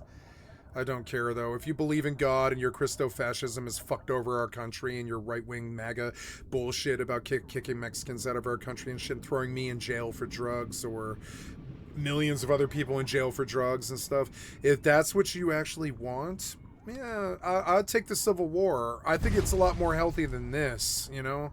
I'll take the Civil War.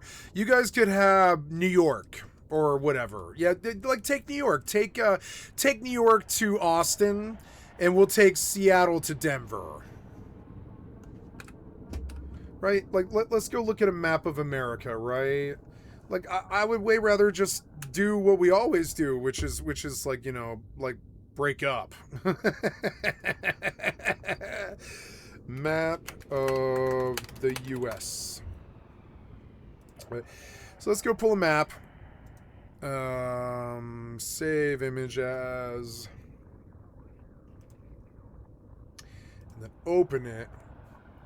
There we go. So I want to give the right wing from Maine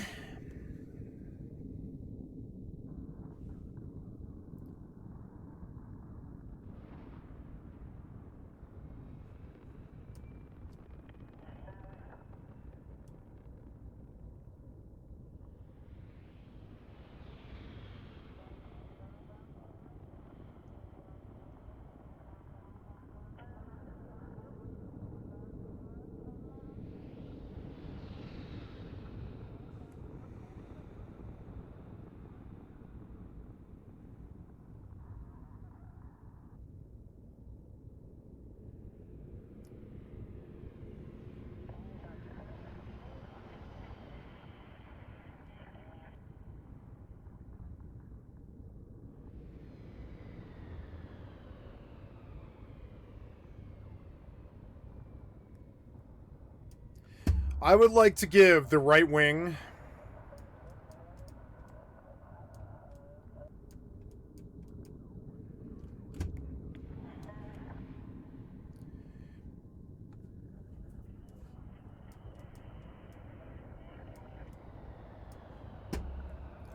this minute, half the country, and I want this.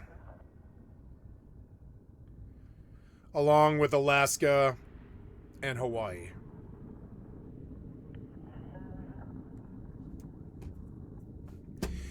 You'd be surprised how much of this country they can have. You can have your North Dakota, your South Dakota, your Minnesota, your Wisconsin, your Iowa, your Nebraska, your Kansas, your Missouri, your Oklahoma, your Texas, your Arkansas, your Louisiana, your Mississippi, your Alabama, Georgia, South Carolina, North Carolina, Tennessee, Kentucky, Virginia, Ohio, Indiana, Michigan, Pennsylvania, New York, and Maine, and all the other ones, New Hampshire, Vermont, and Massachusetts, because almost all of them are right-wing anyways. So, and those are all right-leaning states. It's the South, you know.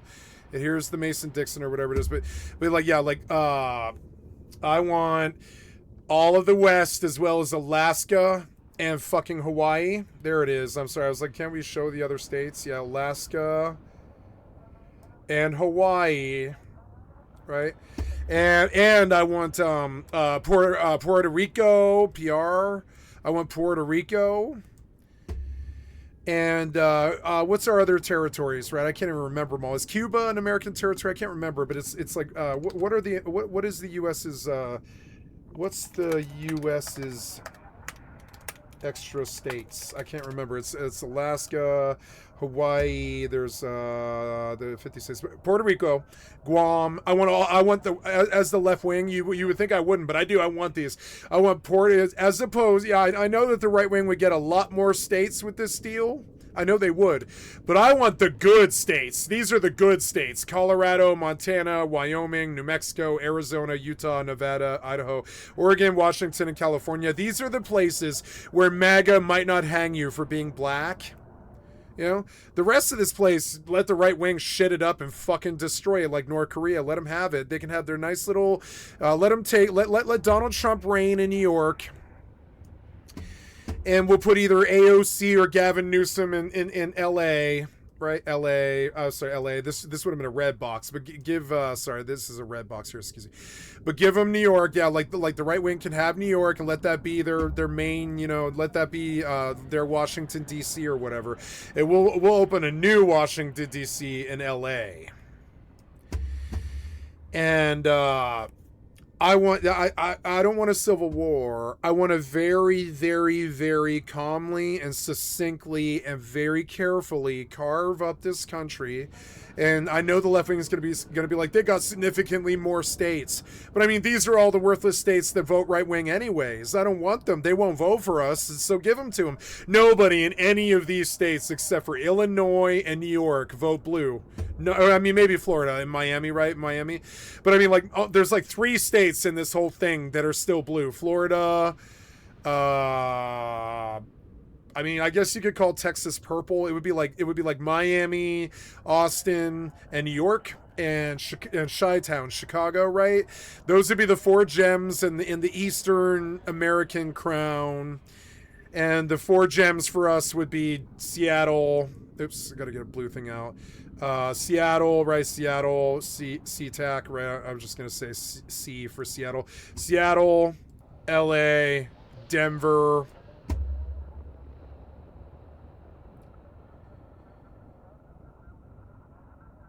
Portland, Seattle, Portland, LA, and Denver. And for them, it would be LA, Chi-Town, Austin, Miami, Atlanta. That's kind of like our Seattle, right? So and it's weird, and I don't propose civil war. I don't propose secession. I don't propose fighting each other or carving up the country like some kind of goddamn war map or something. I don't want these things. I'm just suggesting some kind of action that isn't civil war. I would like to reach this inevitable conclusion without war. And so we say you could have way more states if you like, if you just draw that North Dakota to Texas line with us right here. See it? Or is it Mississippi? I don't know. Well, yeah, like, but right there. I want the line drawn. And they can shit up the East Coast if they want, like the way North Korea shut up North Korea or whatever. They can be the right wing and see the folly of their fucking ways and shit up the fucking half the country if they want. They've already done that. Let them shit up half the country like they did to North Korea, turn it into a fucking crazy police state of, Christo-fascism and terrible shit. And we're just gonna smoke our weed and have our gay people or whatever. We'll invite all the gay people and all the people of color to come over to the cool side. Over to the side where the grass is green or whatever, the cool side. It would be like, hey,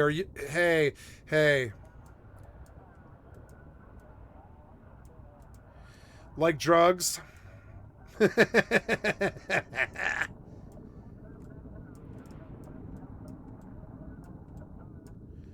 Like drugs? Cool. Like gay sex or whatever? Fine. Come over to the good side, right? Like gay sex, right? Come on over to the Western America, where we don't truck with North Korea maggots. You know what I'm saying? We don't truck with North Korean maggots, and they constantly talk shit about our people of color and our gay people or whatever, but if they ever cross this fucking line, we'll fucking waste them. So, I swear to God, like, that's what needs to happen now, I think, and I can't believe I'm proposing that we end this experiment. But I mean, we are obviously United States of 4951, get nothing done. So why not just carve the country up 4951, Put a big wall all down it. Give Trump his actual wall that he fucking lied about, ran about, and didn't do shit with, and that ended up being like a peace offering to Mexico, essentially. But, yeah, and then build your fucking crazy, shitty right-wing wall that you always talk about building, Build your crazy, shitty right-wing wall, and we'll open our borders to Mexico, which is going to drive you fucking crazy, but we keep our side strong with all of our people of color and gay people and all the things that you would rather have power over. I want power of gay people. I want power of people on drugs. I want power of, like, trans people. I want power of LA, Seattle, Portland, Denver. I want the power of these things. You guys can go shit up the eastern side of the country and fuck up New York like Donald Trump fucked up Queens, and go ahead and fuck up your country all you want, but we don't want your shitty bigoted wars against who's your current target, Venezuela or Afghanistan and shit. If you want to go attack Afghanistan, go ahead, just don't represent us when you do it, right? And you can do whatever you want with that crappy border that you've got. You can build a wall, right? You can build a wall right there. I was like, pull a red marker. Build your wall if you want to. Build a big old wall right here, all down North Dakota, South Dakota, Nebraska, Kansas, Texas, Mason, Dixon, etc. And then come on and just cut that on down there and build your crazy wall all along the southern side and eastern. Like, build your shitty wall all down your coast with all that crazy grifter money that you steal from kids and God and church and all that stupid shit. And build your fucking walls and your borders if you want to. We're going to keep our border open. And we're going to invite all of Mexico and all of the world in.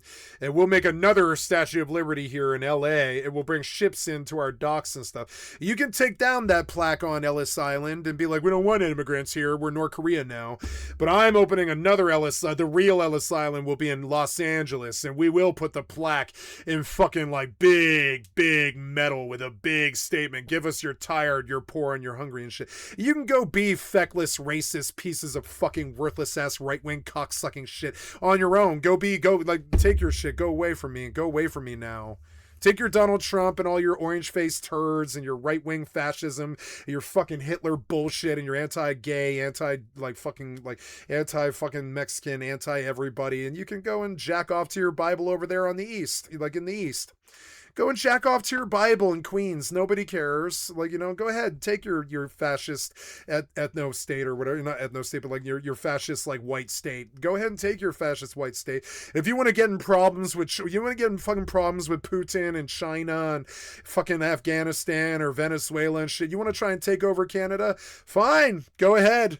Go threaten Canada all you want. I'm sure they'll love you or whatever. You share a border with them or whatever. You go ahead and be your crazy, shitty, Nazi fascist self. Just don't make us look bad while you're doing it, Hey, you like drugs? Are you gay? Do you like butt sex or vagina or whatever?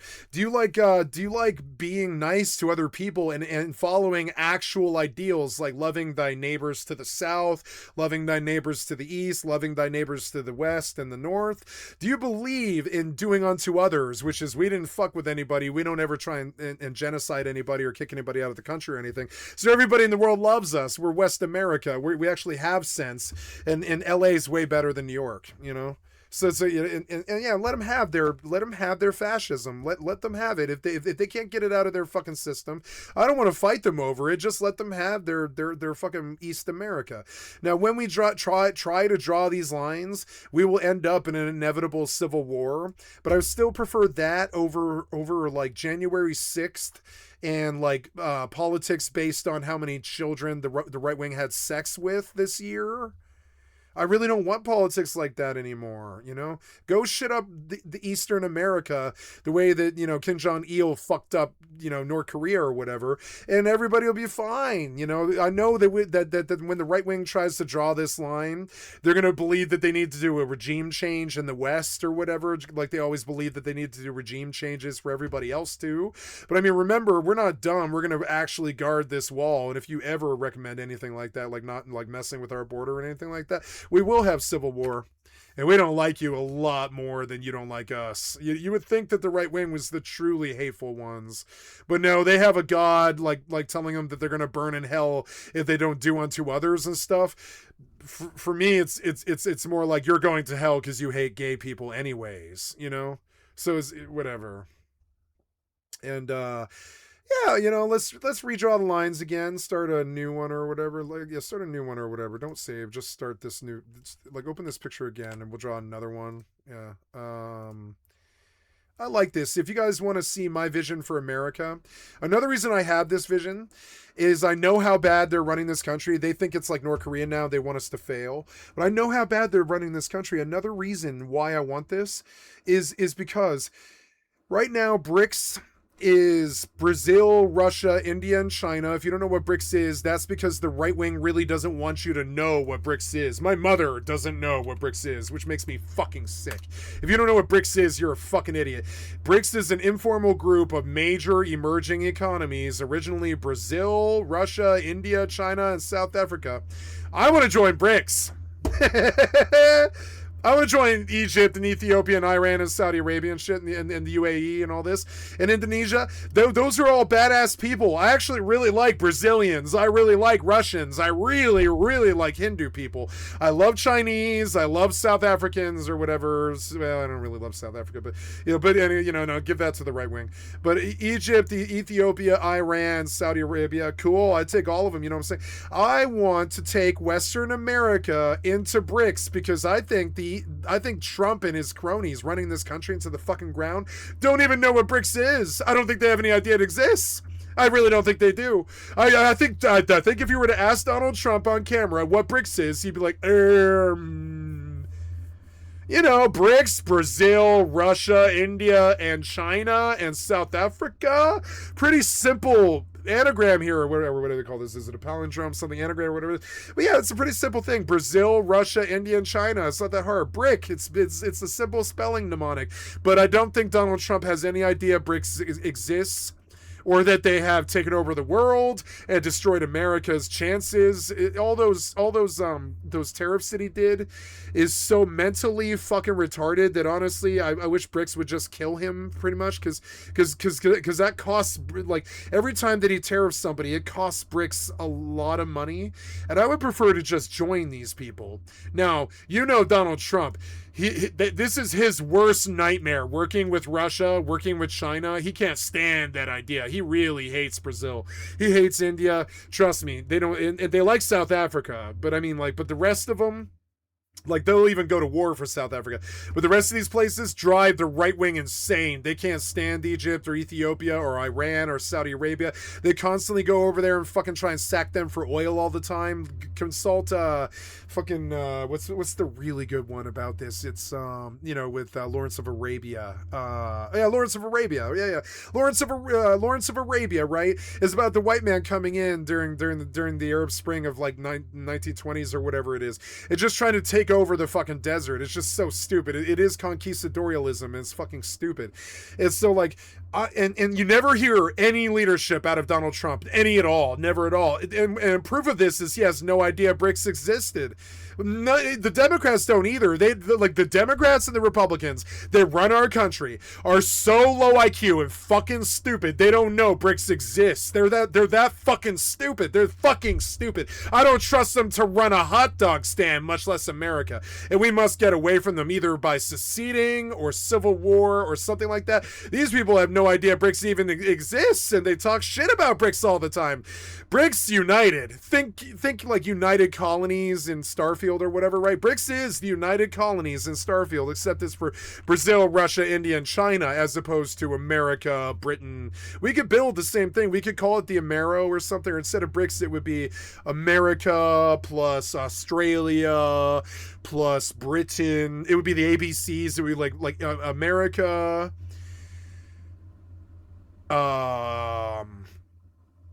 Australia, God-fearing English-speaking white countries would be like Australia, what's it called?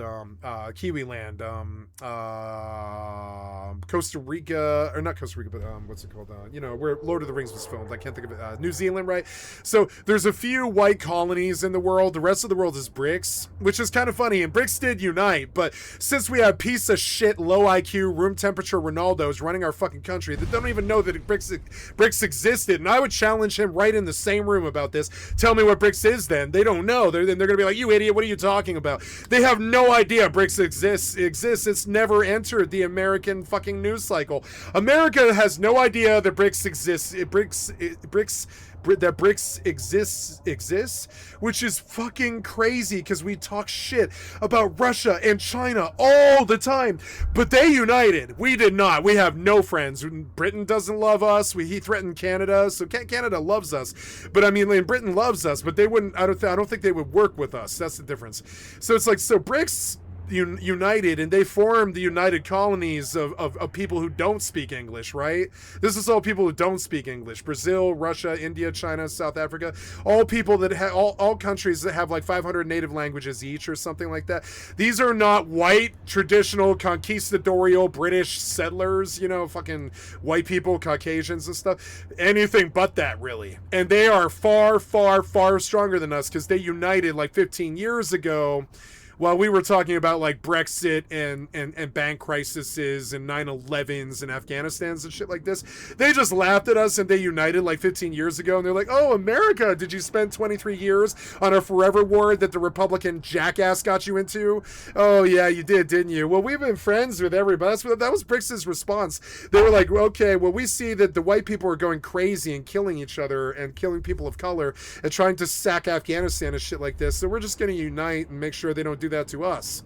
Now we needed to do that. We needed to do this as well, like 7 to 10 years ago. Like not just like not today, Junior. I mean, like we needed to do that same thing 10 years ago. We didn't. Now we lost the war. Like full blown. We will never catch up with these people. They will always be stronger world powers than us. This is because Donald Trump has never opened a book. He has no idea what BRICS is. He has no clue.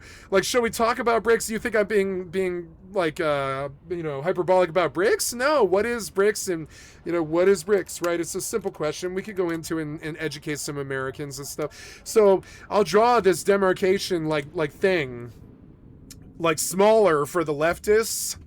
Because A, we're smarter than the right wing. We don't need as much land. They're farmers and idiots. They're gonna need more land. But we live by our brains, I would say, and the real brain trusts in this country are Denver, Seattle, Portland, and Los Angeles, and New York, and Chi-Town. So I mean, like they can have 2 of the 6 or something, but I want 4 of the 6. You understand? I want the big Western American cities that stand as bastions of liberality and stuff. I want those. And then the first thing I'm going to do, and we'll go back to the picture here. The first thing I'm going to do, I'm going to go back to. It would require some kind of like power, prestige, and something more than a dream for me to do this. It's just a dream, but. Yeah, we'll cut them. We'll cut them. They're right wing. This is the right wing. Only turkeys have right wings. Here we go. And here we go. And then we go left would be this, right? And so I want to zoom out on the world map now, but I can't actually really do that. But we'll take Alaska and Hawaii because these things are extremely important to people like Bricks. Like, they care about Hawaii and Alaska. They actually do. They know that that's a breadbasket, kind of, and they know that they're really important places. So we run this whole line down here, and the right wing can fucking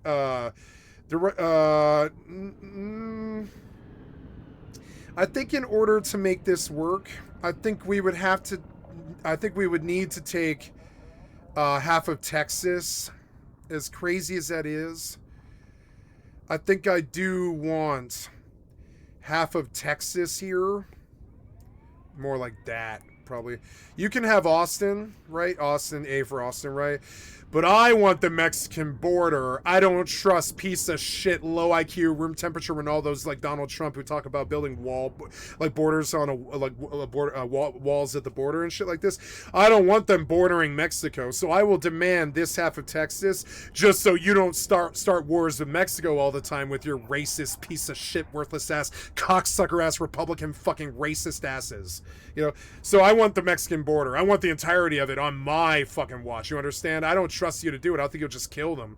I don't think the right wing likes Mexicans. I think they'll just kill them. You understand? So I want the Mexican border, which means you have to give me the southern half of Texas. You can have the northern side with Austin and stuff, but you've got to give me the kind of the more dead sort of like kind of open land parts of Texas and stuff. I want half of Texas in this deal because I don't want you touching Mexico. I want the Mexican border as the blue line. I want it. I don't want you bordering Mexico at all. Like, I'm okay with Louisiana bordering water, Mississippi and Alabama, Georgia bordering water, and Florida bordering water and stuff. But even giving you this northern border to Canada terrifies the living shit out of me because I just assume you're going to try to sack Canada. So if you ever try to sack Canada, we'll fucking kill you.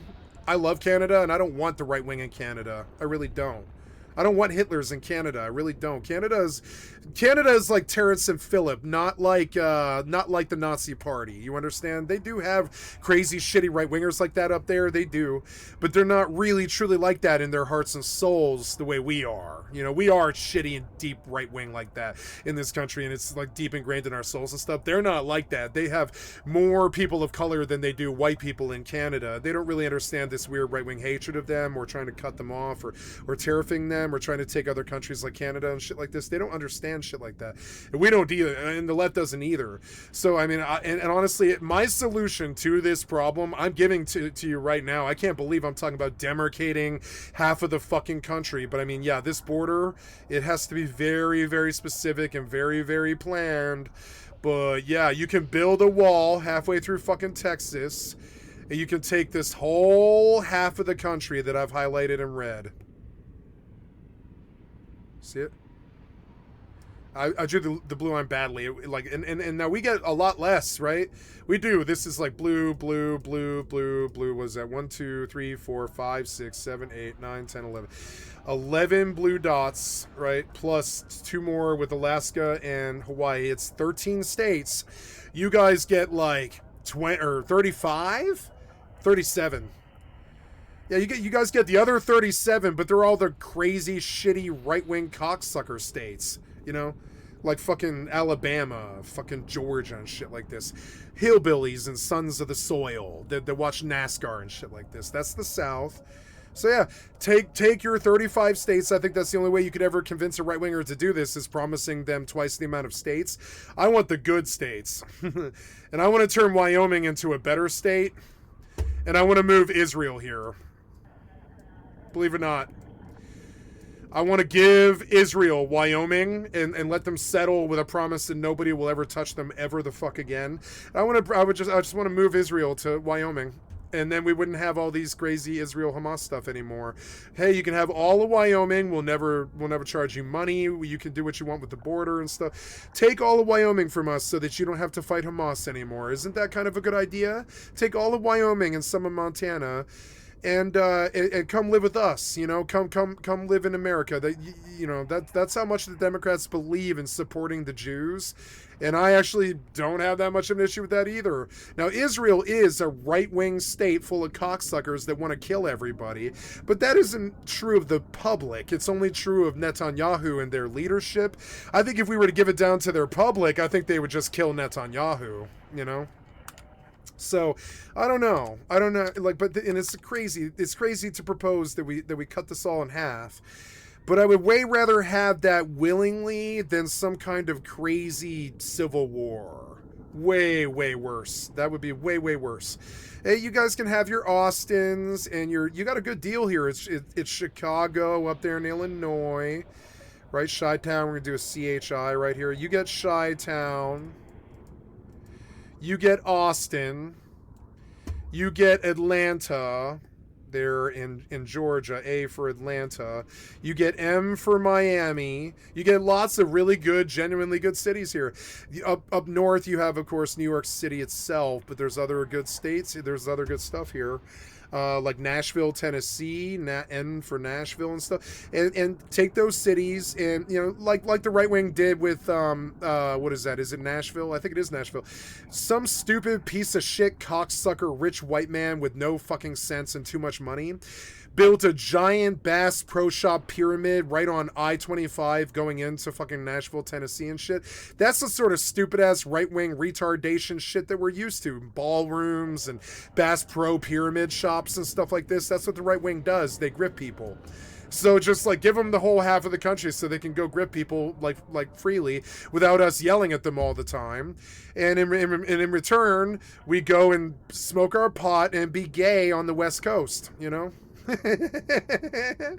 And neither of the two shall meet. And, you know, and when we talk to each other, it's kind of like when the humans talk to the Cylons after 25 years. We'll meet you at some table here on the border, but we don't actually like you or anything that you do, or your Bible, or your fucking fascism, or any of the shit that you do. I really don't like the right wing, and I would prefer if they weren't my life, honestly. It's kind of like I've yearned for the dark evil empire of Star Wars that is the right-wing conservative Republican movement in this country. I wish it to die. So that's not fair for them. I don't want that for them. I don't want them to die. I don't. So give them half the country so they'll leave us alone.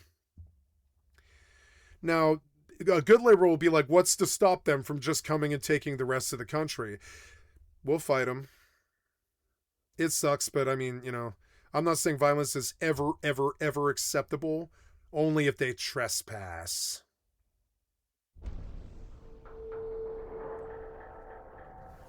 I want to give Israel, Wyoming, and Montana, and make it like, you know, it sucks that it borders like the right wing states though, so I suppose that wouldn't be a really good idea. I suppose I would give Idaho to Israel if they wanted to move. We need some kind of two-state solution. I don't know what the fuck it is, and I'm thinking that America has the solution because I'm a fucking self-involved, selfish American. Of course I think America can solve it all. But I see these weird things that we have, like empty states, and I see weird ethno-states like Israel and fucking Palestine killing each other. And I think, well, you know, we've got these empty states. We got these empty states. Like, they're fucking empty. This little triangle right here is completely empty. We could just move Israel to Idaho and promise them the blue line protection and stuff. And I don't know, and like, let them come willingly. Just open up the border to Idaho and be like, yeah, if you don't want to do the Jewish, like, Palestinian ethno murder state that has happened, we'll just fly you here and you can live in Idaho completely free from the right wing in either country, you know? Just get away from the right wing. If you're a good Israeli, come move to Idaho, you know? Get away from that terrible thing that we set up at the end of World War II that causes you guys to kill each other. Just move someplace like with neighbors that don't want to kill you, you know? Now, we could never do anything like this. I'm just proposing crazy solutions because none of our world leaders will propose any solutions at all. Am I suggesting we do this? No, I'm just saying I dream of a way to solve Israel-Palestine and solve East and West and solve north and south and saw right and left all at the same time. These are fundamental problems that are killing the fucking world. So I don't know, maybe we could like start to look at outside the box solutions, maybe like demarcating half the country, giving them the shitty southern states that all vote right wing anyways. Let them thump their Bibles over there if they fucking want to. I don't want to live in a place that won't let me fuck my cousin, you know? I'm kidding. It's a Simpsons joke.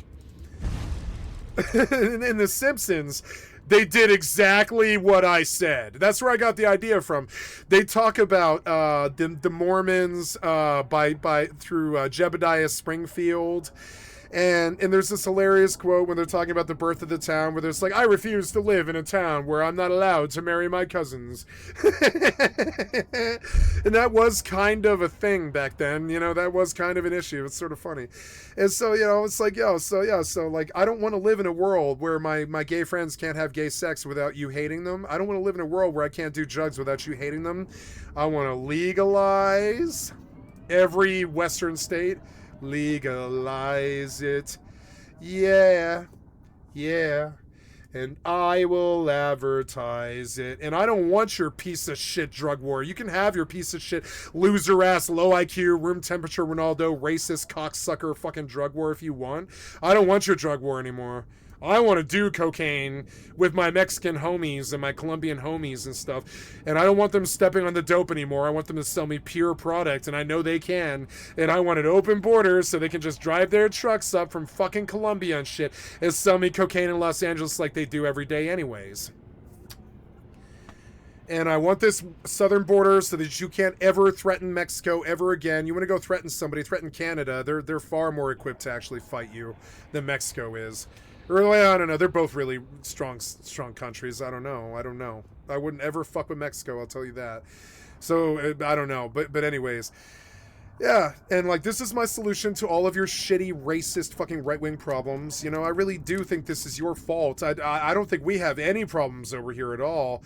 It's you not liking butt sex. It's you not liking people of color. It's you not liking drugs. It's you banging on your Bible and forcing other people to do it. It's you being anti-choice. I won't say pro-life anymore. You're actually anti-choice. You're anti-choicers and you suck dick. And I'm sorry. I just, you know, and I would rather not live with you. I want to live next to you. You're not nice people, as these other people talk about, you know, fucking excommunicating their family and shit like this. I don't know, man. Like I can see why. You know, they want to talk about, I don't want to have dinner with my father anymore. I don't want to have America with the right wing anymore. I really don't. I don't want to have America with the right wing anymore. I don't think they were good people. I think they really killed this country, and I don't want them around anymore. I don't want them running this country.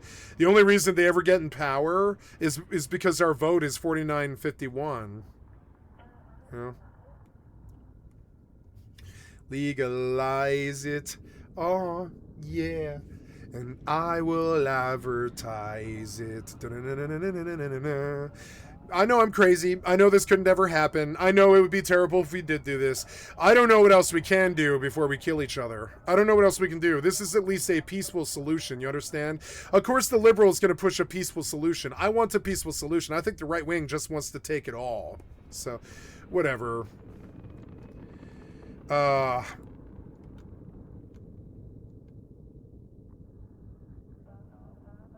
Yeah, I don't want Wisconsin. They're racist. I don't want Michigan. They're racist. I don't want Minnesota. They're racist. I don't want Iowa. They're racist. I want Illinois, but only Chi-Town. The rest of the place is racist. Missouri is racist. Indiana is racist. Michigan is racist.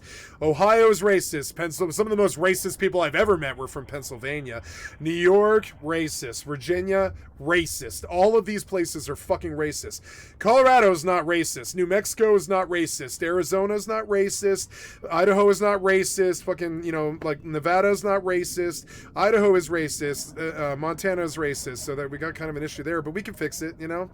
Oregon and Washington are right there. We could fix it. We could save those states. But I mean, there is some sort of backwoods slurring and fucking racism and shit in some of these fucking southern states and stuff. And so it's like, yeah, like I don't want these states. You should take them. I think you do want them. And I'd like, go ahead and take them.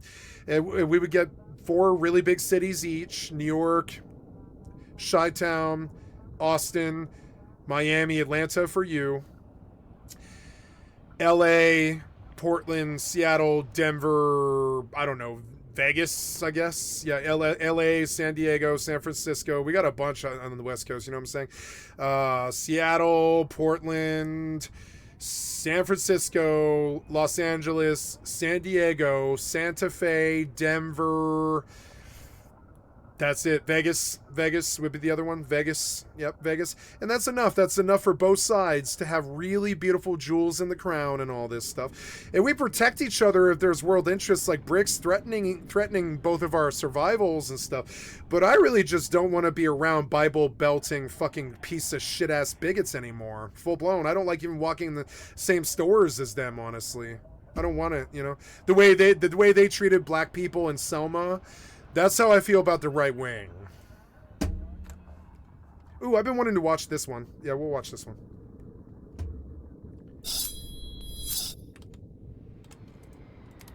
My faith in them is completely gone. You can consult all the child rape that they were up to. Takeshi Kiryu took over as the third president and CEO. I mean, like the Joe Biden was doing that too, I think. I don't know, but they kept saying he was sniffing hair and stuff. I think they're all weird shitheads on both sides, and I want to see what the left wing can do if they're not fucking straddled with incompetent piece of shit right-wing politicians every 4 years.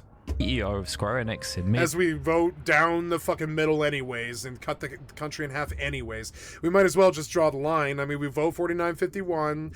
We do like leftist liberals don't go to fucking Jackson, Mississippi, and Jackson, Mississippi people don't go to L.A. and fucking, you know, Texas people don't go to New York, and New York people don't go to Texas, etc. It's sort of like a thing. So why not just embrace those differences? I believe in the power of difference, not the power over difference, you know? And so those differences are strong. They're good.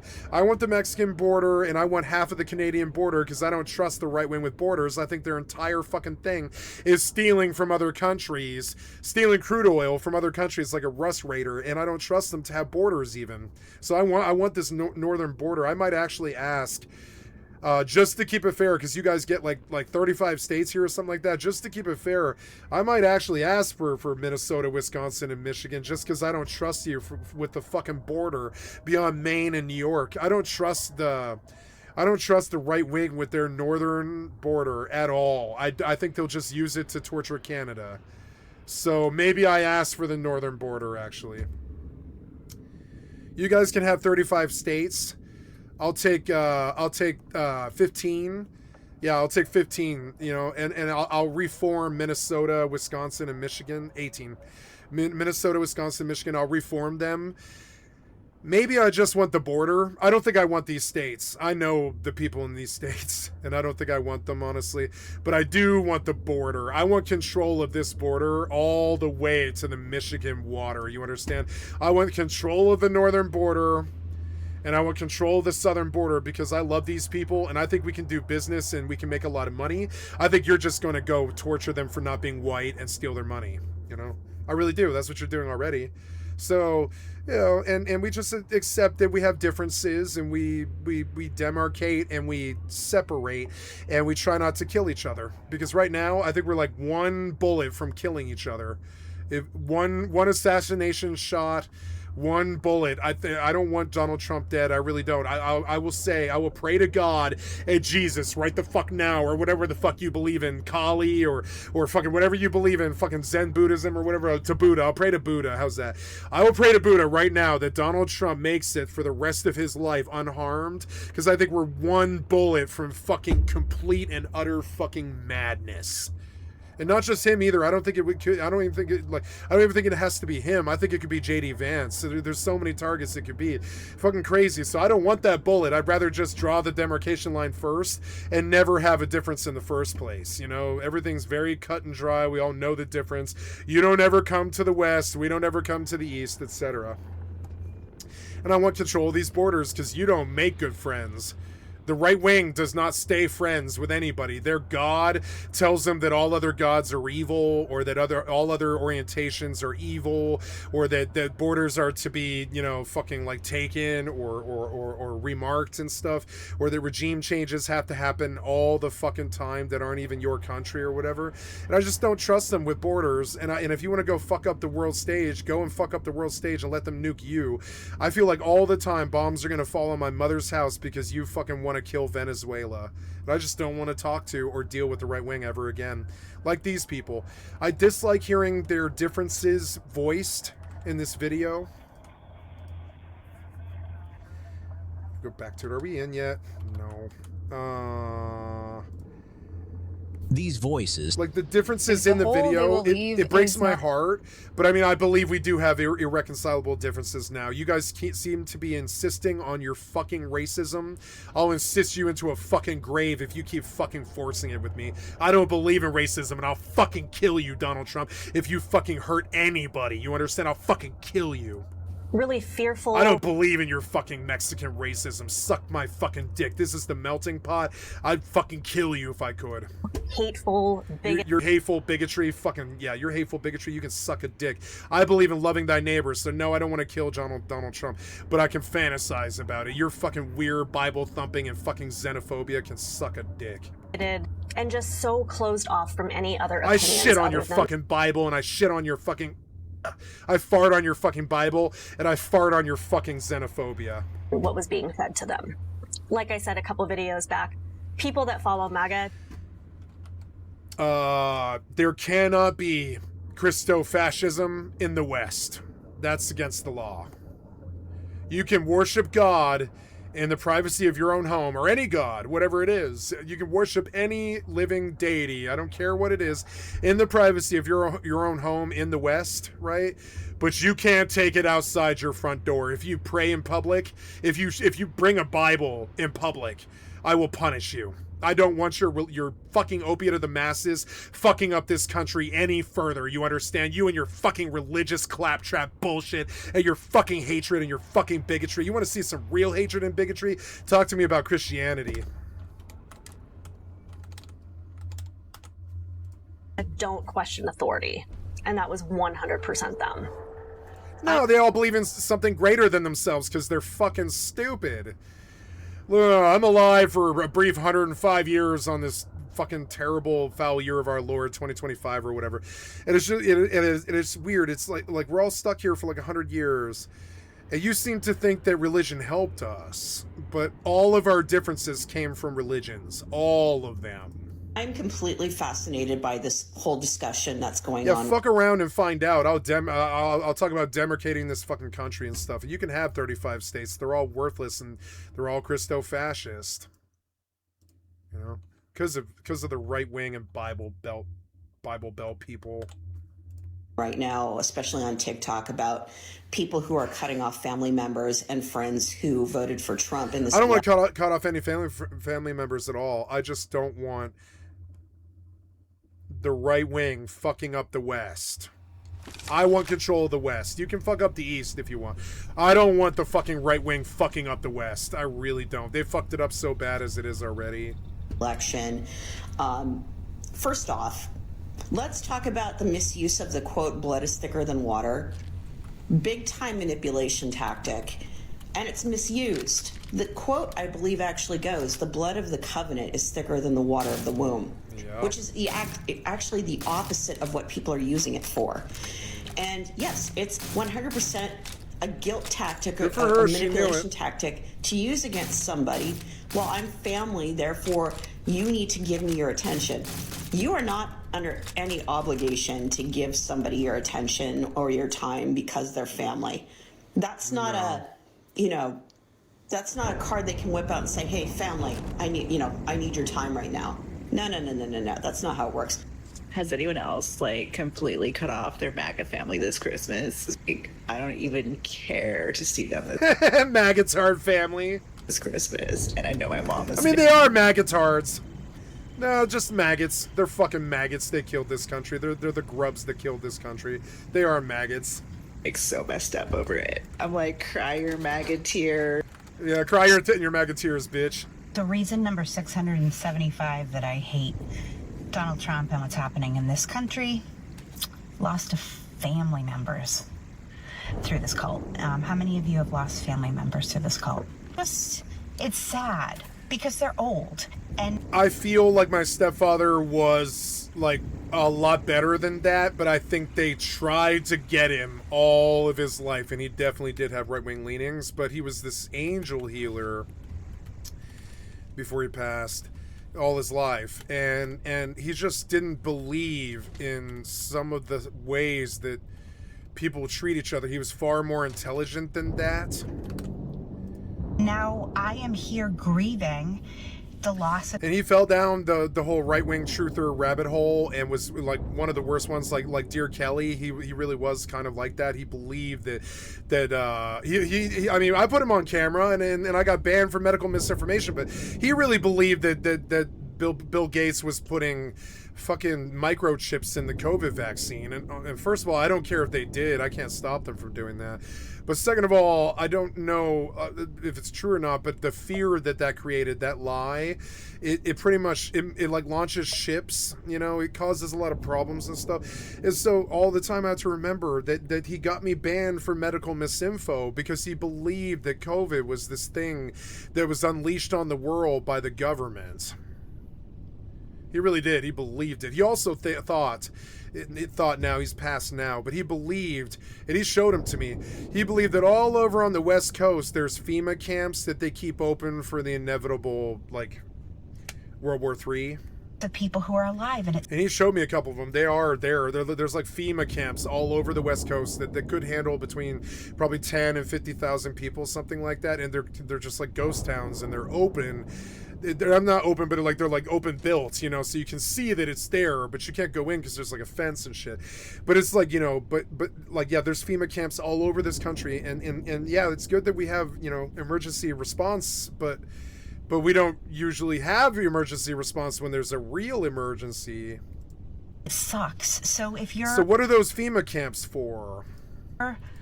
And like, you know, he showed me, I've seen the camps, they're real. He did have a valid concern. We spent billions of dollars on FEMA camps that we don't use.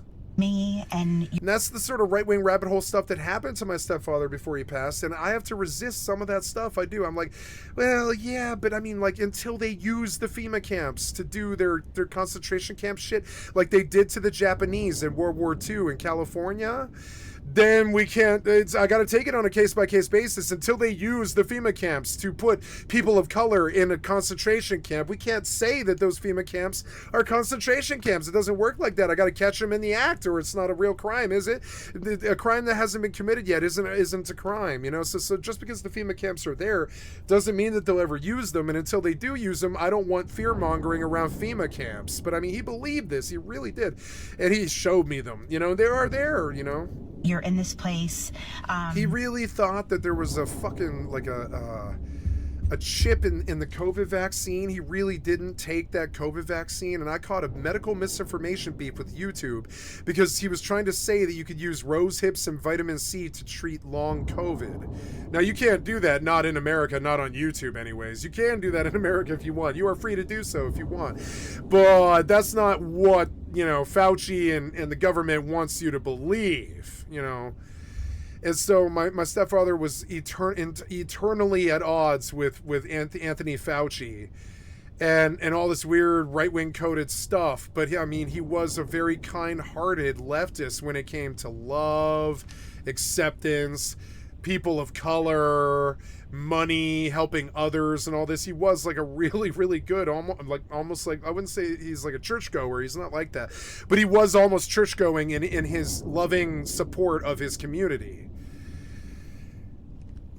I regret that the right-wing, you know, fucking rabbit hole took him before we could get him out of it. But I've seen firsthand, like Dear Kelly, what it does to somebody. And I have terrible tendencies along this line. Like, I fell down the same rabbit hole, and I'm in it. I'm in it right now. I believe that 9/11 was an inside job committed by the CIA and the ATF and the SS. The Eisen group. The Secret Service. And I think Lahaina and Paradise are inside jobs, and I don't think they use lasers or some crazy shit to do it. I think they just don't care about 100-year-old infrastructure enough to fix it. That's what Joe successfully ran on. Joe Biden ran on was Build Back Better, infrastructure, which is what we wanted to hear. That's what we did want to hear.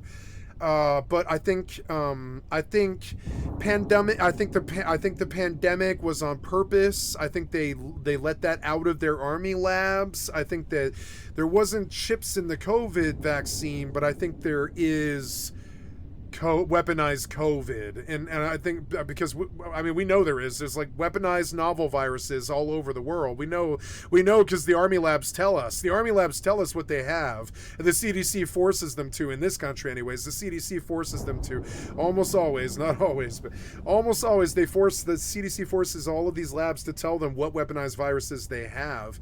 And we've been fucking with COVID since 1976 or something like that. It's called the novel virus, and there's like 85 different forms of it. And we've been fucking with it as a form of a weaponized, mass destruction tool since 1974.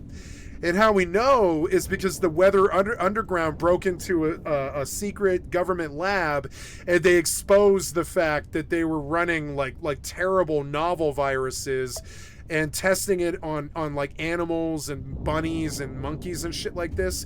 That's how we got 12 monkeys from Terry Gilliam, right?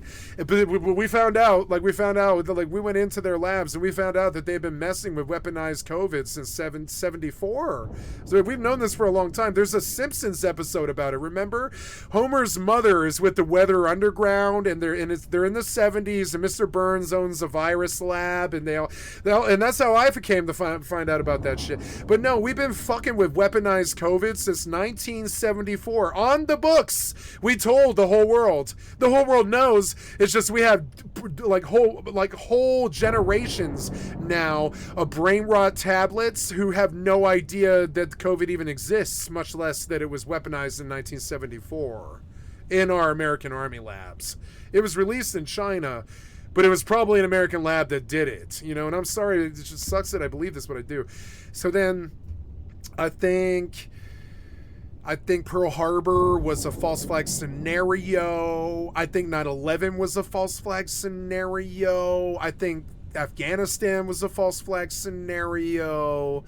I think all these school shootings, most of them, not all of them, but a bunch of them are about gun control and how the right wing doesn't want gun control. So they show us all the time that kids can freely shoot up our schools with AKs, and suicide's probably the worst thing that they can expect to happen, So I wouldn't say any of these fucking school shootings are hoaxes like stupid ass fucking Alex Jones said. I just think that there's CIA assassins in the world. I don't think Columbine was CIA assassins, but I do think that the murder of John Lennon was CIA assassin. I think the attack on RFK was, that killed RFK. I think that was a CIA assassin. I think Martin Luther King was killed by an FBI assassin because Coretta Scott King sued the FBI for that and won. They couldn't prove that they didn't do it, is what I'm trying to say. The FBI could not prove to the world that the FBI didn't commit the murder against Martin Luther King. They couldn't prove to the jury with conclusive evidence that they didn't do it. So Coretta Scott King sued them for $1 just to get them to admit that they killed her husband. That stuff exists. COINTELPRO exists. MKUltra exists. These are all things that were in court documents, which is why I believe in them. Except for the false flag scenario stuff, we've never proven that stuff. We've never proven that the Japanese knew 5 weeks before they were going to do Pearl Harbor. We've never proven that America knew we were going to do Pearl Harbor 5 weeks before. We've never ever made a tactical bungle like we bungled World War II, and I hate to say it, but I'll talk some shit about my forefathers and shit. We bungled World War II in two major fucked up ways that are still affecting us today. We were fighting the Germans, but we bombed the Japanese, right? And we told the Japanese to kill Pearl Harbor, or the public would have frankly killed the government. The public did not want to go to World War II. They really did not. They were like, foreign problems abroad are not our issue. And they're right about this. It's not really our issue. It sucks that it's not our issue. We can make it our issue, but it's not. Like fascist Nazi Germany was not our issue until we made it our issue. Now they went to war with our friends and made it our issue, you know? But I mean, it wasn't really our issue. Hitler made attacks on US soil that were unsuccessful. Like, he ran a submarine all the way down the Atlantic coast from fucking New York all the way to Florida before they caught like those 6 Nazi guys. But by the time they caught like the 10 Nazi dudes that were in the tiny submarine that they used to spy on the East Coast, they were spotted in Long Island, and they took a submarine all the way south to Miami, and they were supposed to break up there and go inland on trains and blow up big train intersections so that we couldn't move wartime materials all over the country. And we caught the Nazis doing this in Miami and in Long Island and stuff before they ever managed to actually land. And we found out later from the Nazis that we caught that they had gone native, and that's how we caught them. They didn't want to attack America. They left their submarine. They went inland, and they got on trains, and all of them decided that they liked the country so much they didn't want to blow up train intersections and stuff, and they all got caught by the FBI. Now, we probably hung those guys. I don't know what we did to those guys, but the prevailing theory is we just made them our government. That's the prevailing theory about Hans Scharf and all the Nazis that we caught. We just made them our government. We had them teach us how to be Nazis. And I really do believe that, because it is true. We moved, I mean, you can see it right here. Hans Scharf is my issue with America currently. Is my biggest issue with America right now currently is Hans Joachim Gottlob Scharf was a German Luftwaffe interrogator, and he was the German Luftwaffe interrogator. He was the top SS Nazi interrogator during the Second World War. He was considered to be the best interrogator in history. He's been called the master interrogator of the Luftwaffe, and he did crack a whole bunch of American boys. Our response to this was to bring him here and teach Hoover's boys how to be him. And that's how we get Donald Trump. That's how we got the right wing and fascism and Nazis running our government and shit like that. We moved the Nazis from Nazi Germany to America and had them run NATO in America. We absolutely did. We had them run the United States Air Force. We had him run the USAF for like 50 years and shit. He went from 48 to 92. We paid him 7-figure salaries and shit. He was a fucking Luftwaffe lead interrogator Nazi. And we paid him 7-figure salaries for like 50 years to teach the US military how to be fucking Nazis. And that's the problem that we're currently facing today. Many of his methods are still taught in the U.S. Army interrogation schools and all this. He was granted immigration status even though he killed American boys. He killed a lot of American men, but we gave him immigration before we gave it to Mexicans. And this is why I don't want the piece of shit white Nazis that run our government running our government. I really don't. From the 50s until he died in 92, he redirected his efforts to creating mosaics, right? After the war ended and the Cold War ended, for about 30 years, he was just a Nazi living in America, and he became world-renowned as a mosaic artisan, which is supposed to be this saving face. But I mean, the reason that we knocked down meth labs with crazy battle tanks is because of this dude. He taught us how to do that stuff. We didn't want that stuff in America. We don't want crazy battle tanks to take down meth labs and scare the kids that are going to school and shit like this. We don't like super Nazi right-wing crazy war stuff. We actually really don't like it. It scares kids, you know? Fuck them. Fuck their crazy war shit that they do all the time, right? So he killed a bunch of our flying aces. He full-blown executed them after he got the secrets out of them. He was like, where are you flying to? And then he would send the Luftwaffe to wherever they were flying to. And then once he got the secret out of our fucking pilots, he just killed our pilots. So our response to this wasn't to hang him in Nuremberg. It was to bring him to America, pay him 7 figures, and have him teach fucking Hoover's boys how to be Nazis. And it's right here on Wikipedia. It's not a lie. This isn't some like trumped up shit, you know, or whatever. whatever. This is actually very much true. I've read a book about it. And I really don't like this guy. You know, he's dead now, thank God. He died in 92, but I mean, he was a fucking Nazi. We brought him here to teach our fucking pigs how to be terrible, shitty Nazi pigs. And I don't want them being shitty Nazi pigs. This is the problem with America today. It's Hans Scharf. It's the real problem. We brought Nazis in to train our government to be fucking fascists. That's the actual issue with America today. That's why everything sucks. Actually lost family members. Now we need to get them out of our government. Now they filibuster. They don't do anything. They threaten to kick the Mexicans out and kill trans people and shit like this. They're not really like friends, you know. They represent that crazy uncle that you're scared to leave around your nephew, you know, Donald Trump. You know, I think it sucks, and I'm sorry for you, and I'm sorry for me. I don't know what to do with them, which is why I just choose not to interact with mine.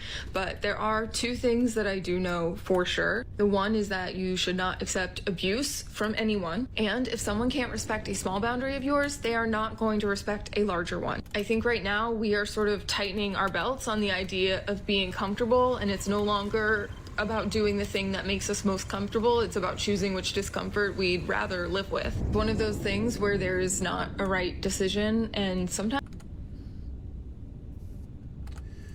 when I'm confronted with these scenarios, the way to put it into perspective for myself is to like look for the things that I'm grateful for. When it comes to these topics, which keep me up at night, my own personal relationships with my parents and talking about them on the internet, too. that keeps me up at night. But I am so grateful that that's what keeps me up at night. These are the decisions I have to make, not whether or not I'm going to flee the country, not whether or not my kids are going to come home and have parents tomorrow because of the color of their skin. And when I think about it that way, cutting out the people who supported creating the environment for that to be the case becomes a lot easier. And honestly, as a white person, for me personally, it's the absolute least I could do.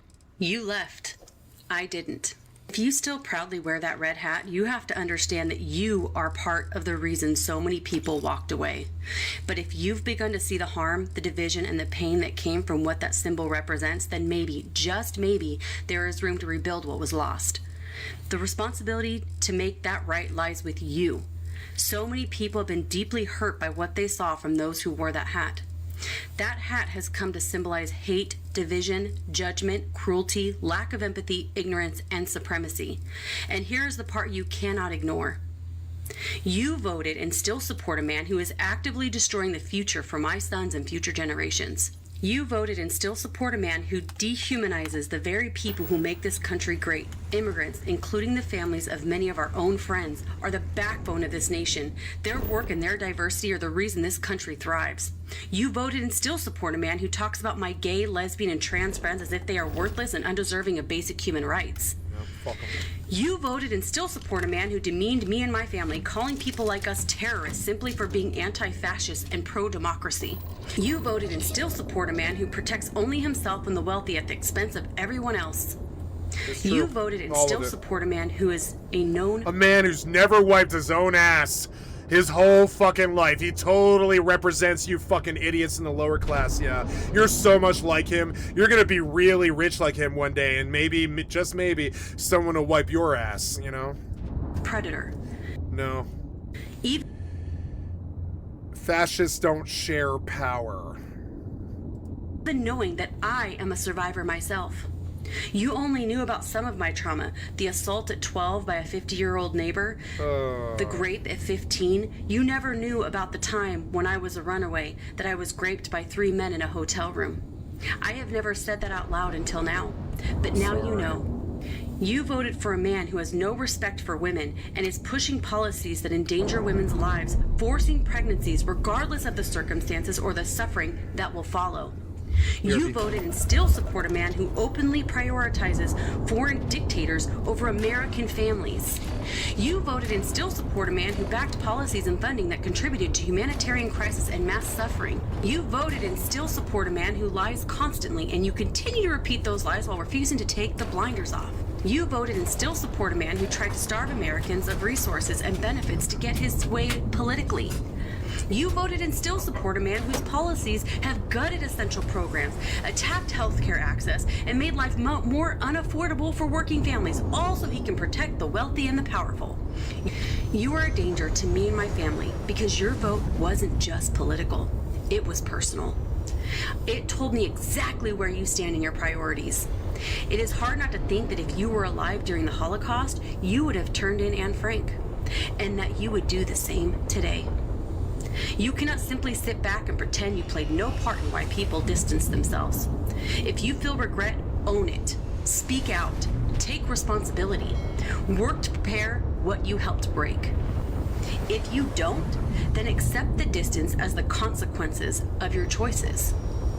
You chose cruelty and ignorance over kindness and truth, and that choice has consequences.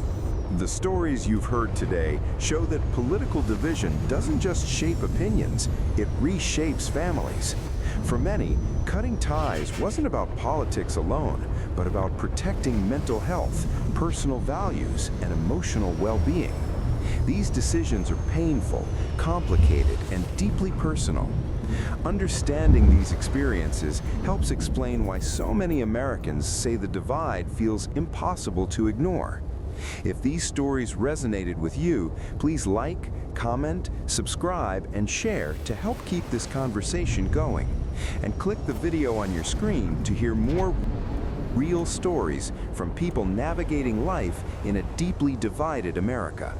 When it comes down to it, it's perfectly valid for people to cut you off based off of your beliefs, because that is part of your judgment.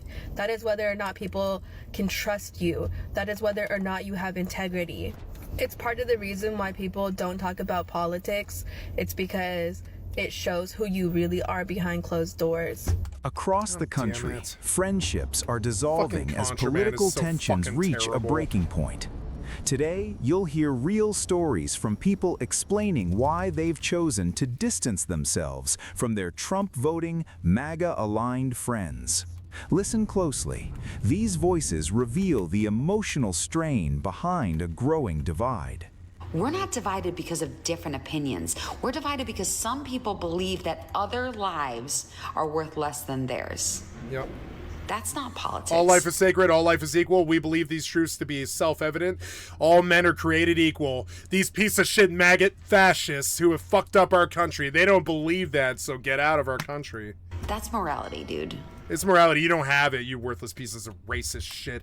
You're so Christian with your fucking like kicking the Mexicans out of the country. It's so Christian of you. I'm probably gonna get a lot of shit for this, but I'm unfriending this time around. Last time, I let you have a little pass. Okay, I thought, okay, maybe they just don't know that much, you know, back then. But now, I'm tired of you. I've been going to their page, hitting the unfriend button, and I feel at peace. I don't care about social media. Want any I'm so happy that I don't care about shit social that I media. do in my life. I'm so glad I'm not on social media. I went on this year, I believe I went to Blue Sky twice.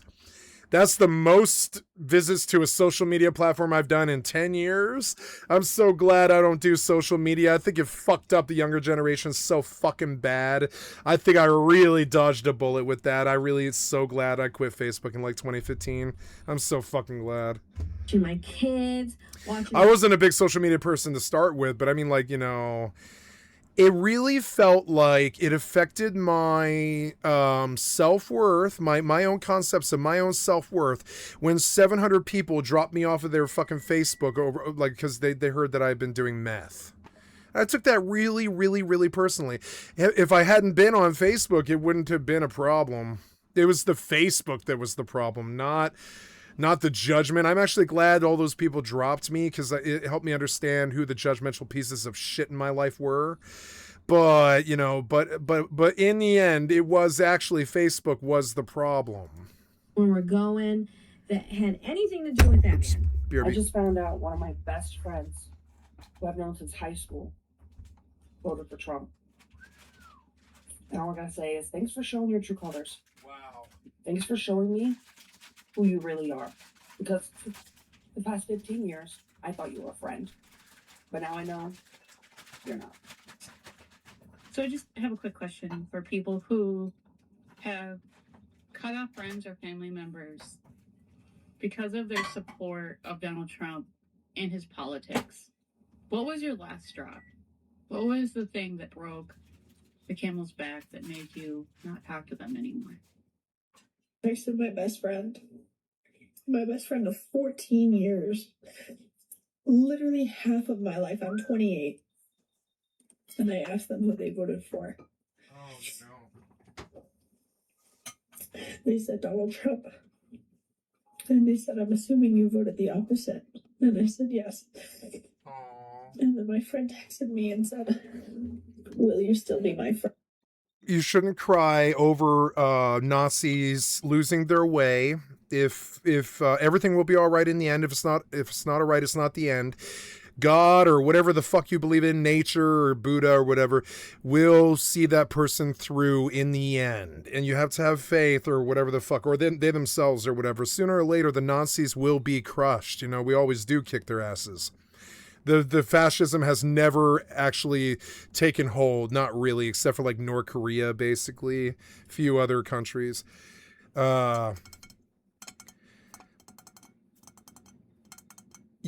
You are being judgmental, unfortunately. Who somebody's votes for should not. I had to go through this last year with Cloud Candy.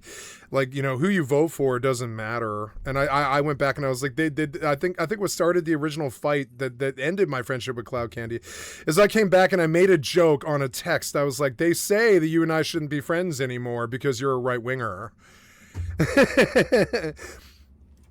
Friend. I was joking about this, but she took it very seriously. And I couldn't convince her. She was just like, or her boyfriend. It was just insane. I couldn't convince them. Half of my life, this person is my best friend. No, I've never written off a right winger. If I had written off right wingers, maybe I would still be with Cloud Candy, honestly. So my old Trump supporter friend, who I cut off after the election, decided to give me a call and confess to me that he fucked up voting for Donald Trump. So he called me like, yeah, you was right, man. You was right. Yep. All this shit that's going on, I don't like what's going on. I just really wanted overtime.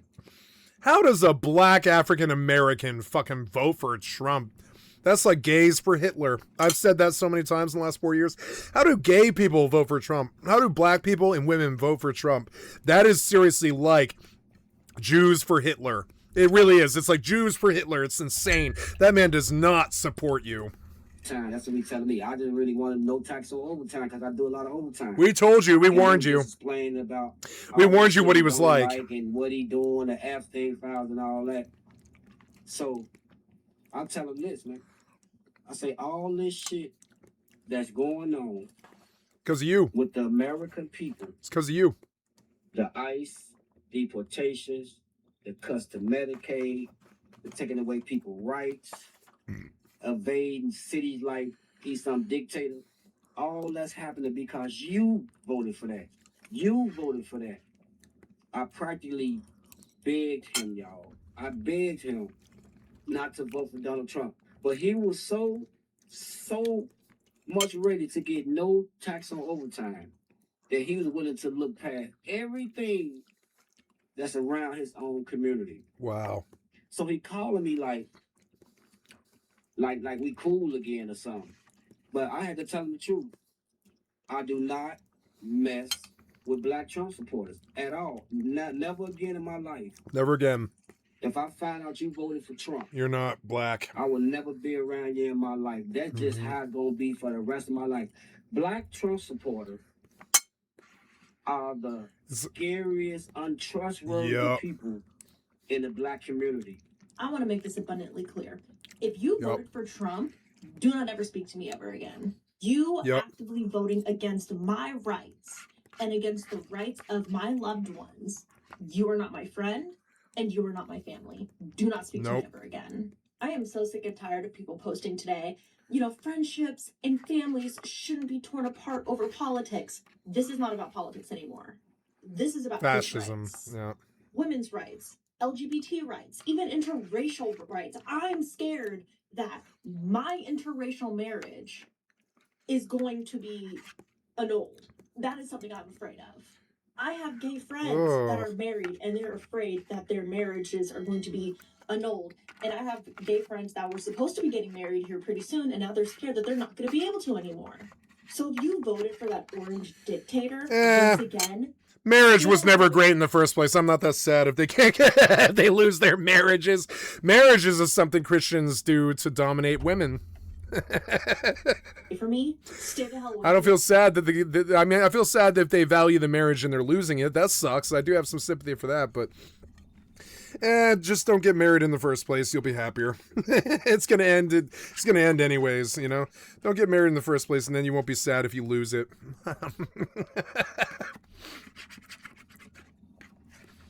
I swear to God, women were chattel in this country, and I don't like it. I'm not trying to brag about this or anything like this. I'm going to say it like it actually was. Women were chattel in this country up until 1978. It was legal to fucking rape your wife right in your marital bed and go to work the next day. And if she calls the cops,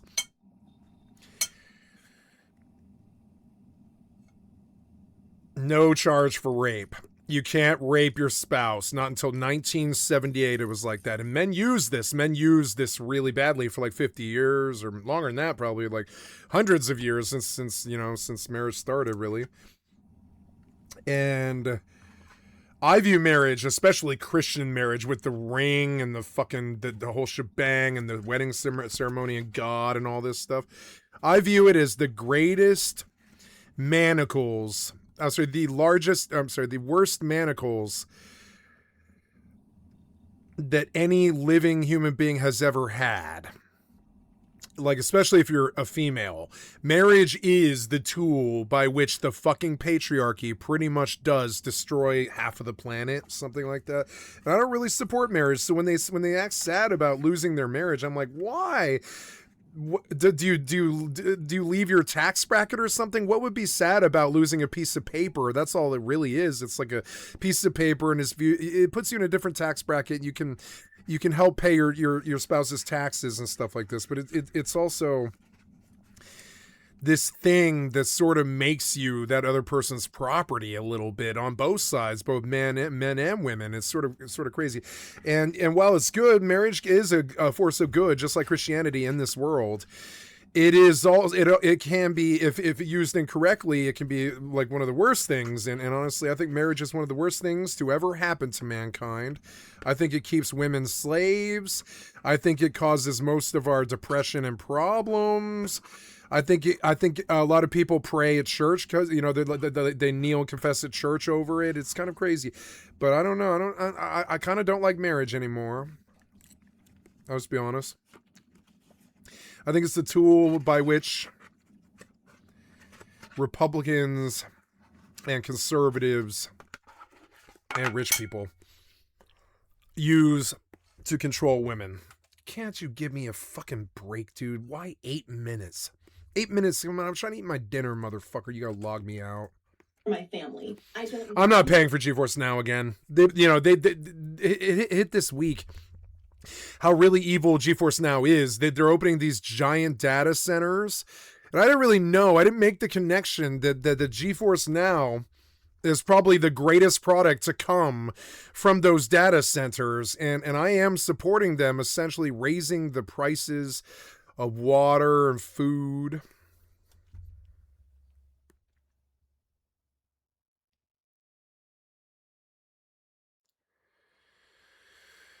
Just by having the data center there. And that's not too good. I'm right at the forefront of that. I pushed to have AI gaming. I really like AI gaming. I use it all the time. I'm using it right now as we speak. And I realize now it's a bad addiction. I should have just ran off my card, and it's not really normal to run a main off of GeForce Now unless you're rich. GeForce Now is something that really I think only the rich people can truly afford. It's $200 a year.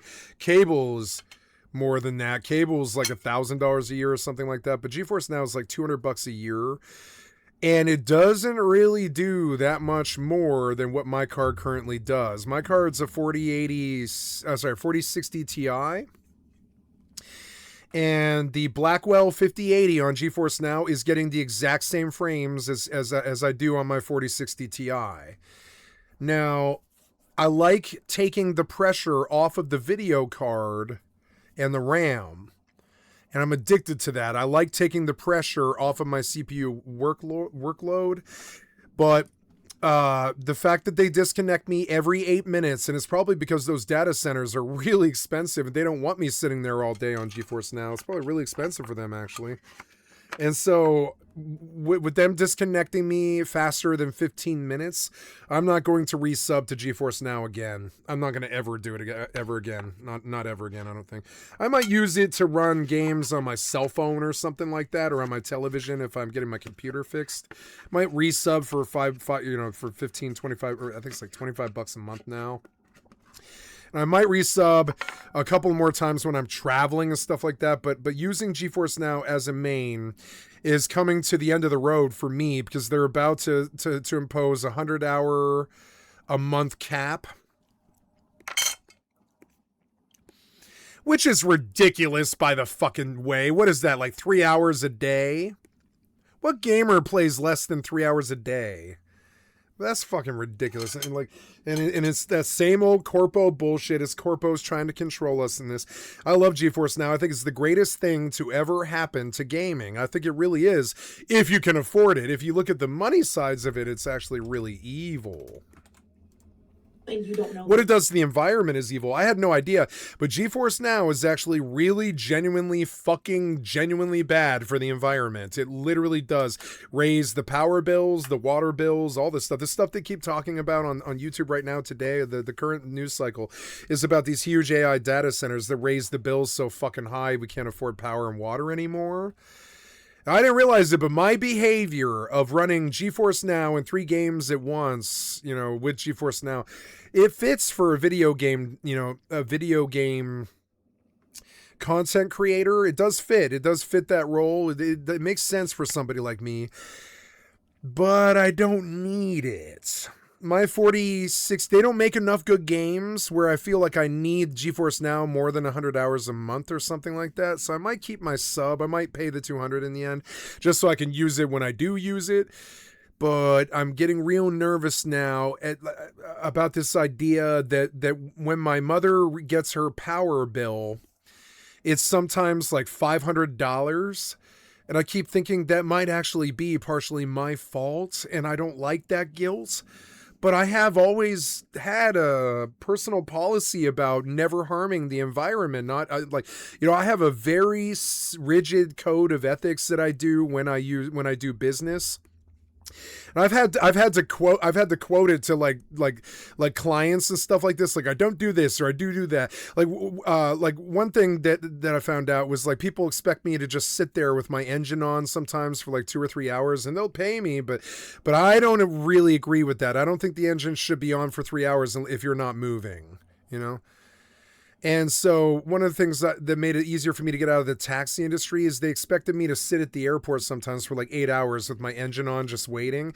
And that sort of thing is how we got the Carmageddon and all this smog in the first place. If you're not using it, don't use it. So GeForce Now, I'm feeling like I can't really support I need to look into it further. I think GeForce Now is probably the main culprit behind these huge data centers.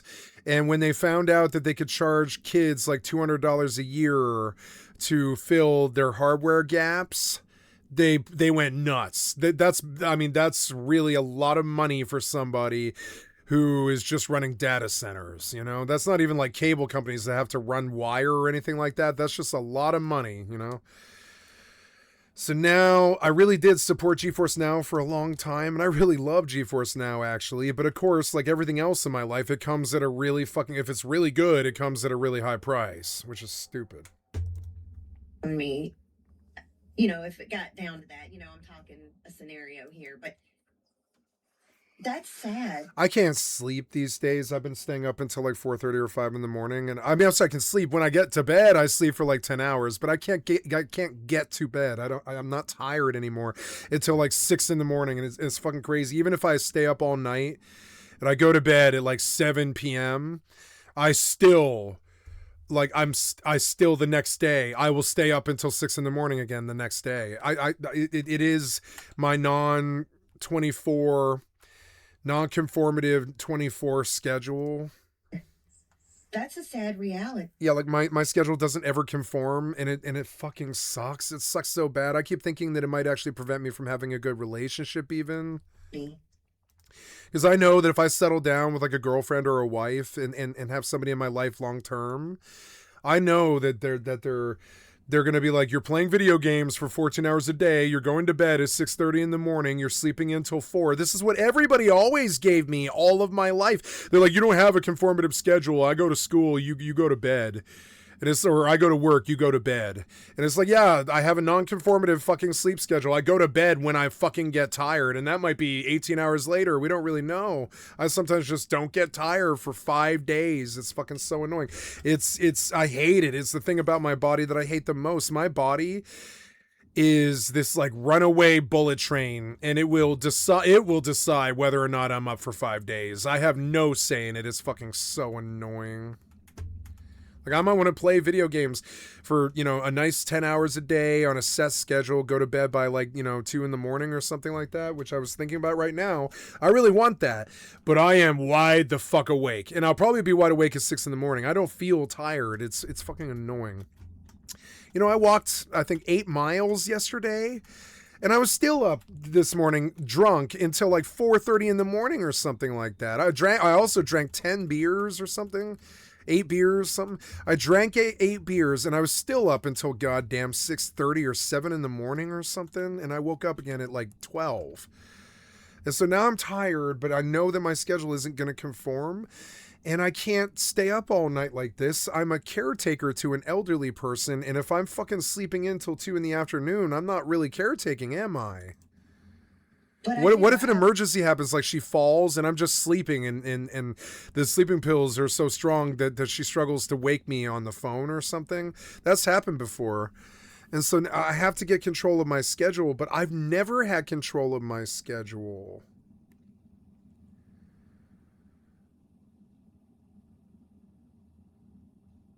I'm going to have my mother organize another meeting with my PCP, and I will have them double the strength of my sleep medication with an eye towards I'm not getting to bed when I need to now. I believe that if it came... So I cooked some corn spears, and I'm going to go get them. I'm just waiting for them to cool down. I'll be right back.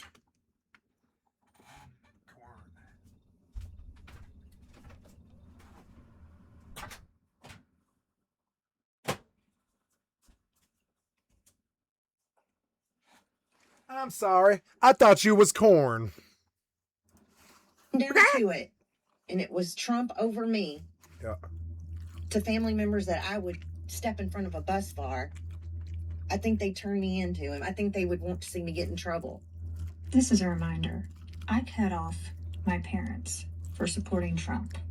The thing that makes me the most mad about Trump and his 2 terms in office is the fact that me and my wife and daughter are the only ones in my family that aren't Trump supporters.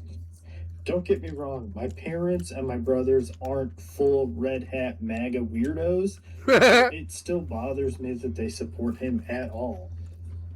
It has gotten to the point that I stopped talking to them months ago, and as much as I still want to connect with them because they're my family, I just can't do it. No. Unfortunately, I feel you. It's been a long time coming. I don't speak to most of my family because my family has very conservative ideals. You mean they're psychos? Hearing the constant fear-mongering from someone I know to be highly intelligent to allow their fear and anxiety to dictate the way they think about the world. Constantly rallying against the supposed threat of transgender people while utterly rejecting the idea that their own religious institutions are a bigger threat to children. Constantly saying that it's not okay for gay people to marry, as if one religious ideology owns marriage. Marriage existed before Christianity, and it will exist long after it's gone. Constantly in this headspace that men somehow inherently have all the fucking answers and that women should hold no position in power, even though history has dictated over and over again that men are extremely irresponsible with fucking power. Yep. And I feel the same thing. I feel the same way.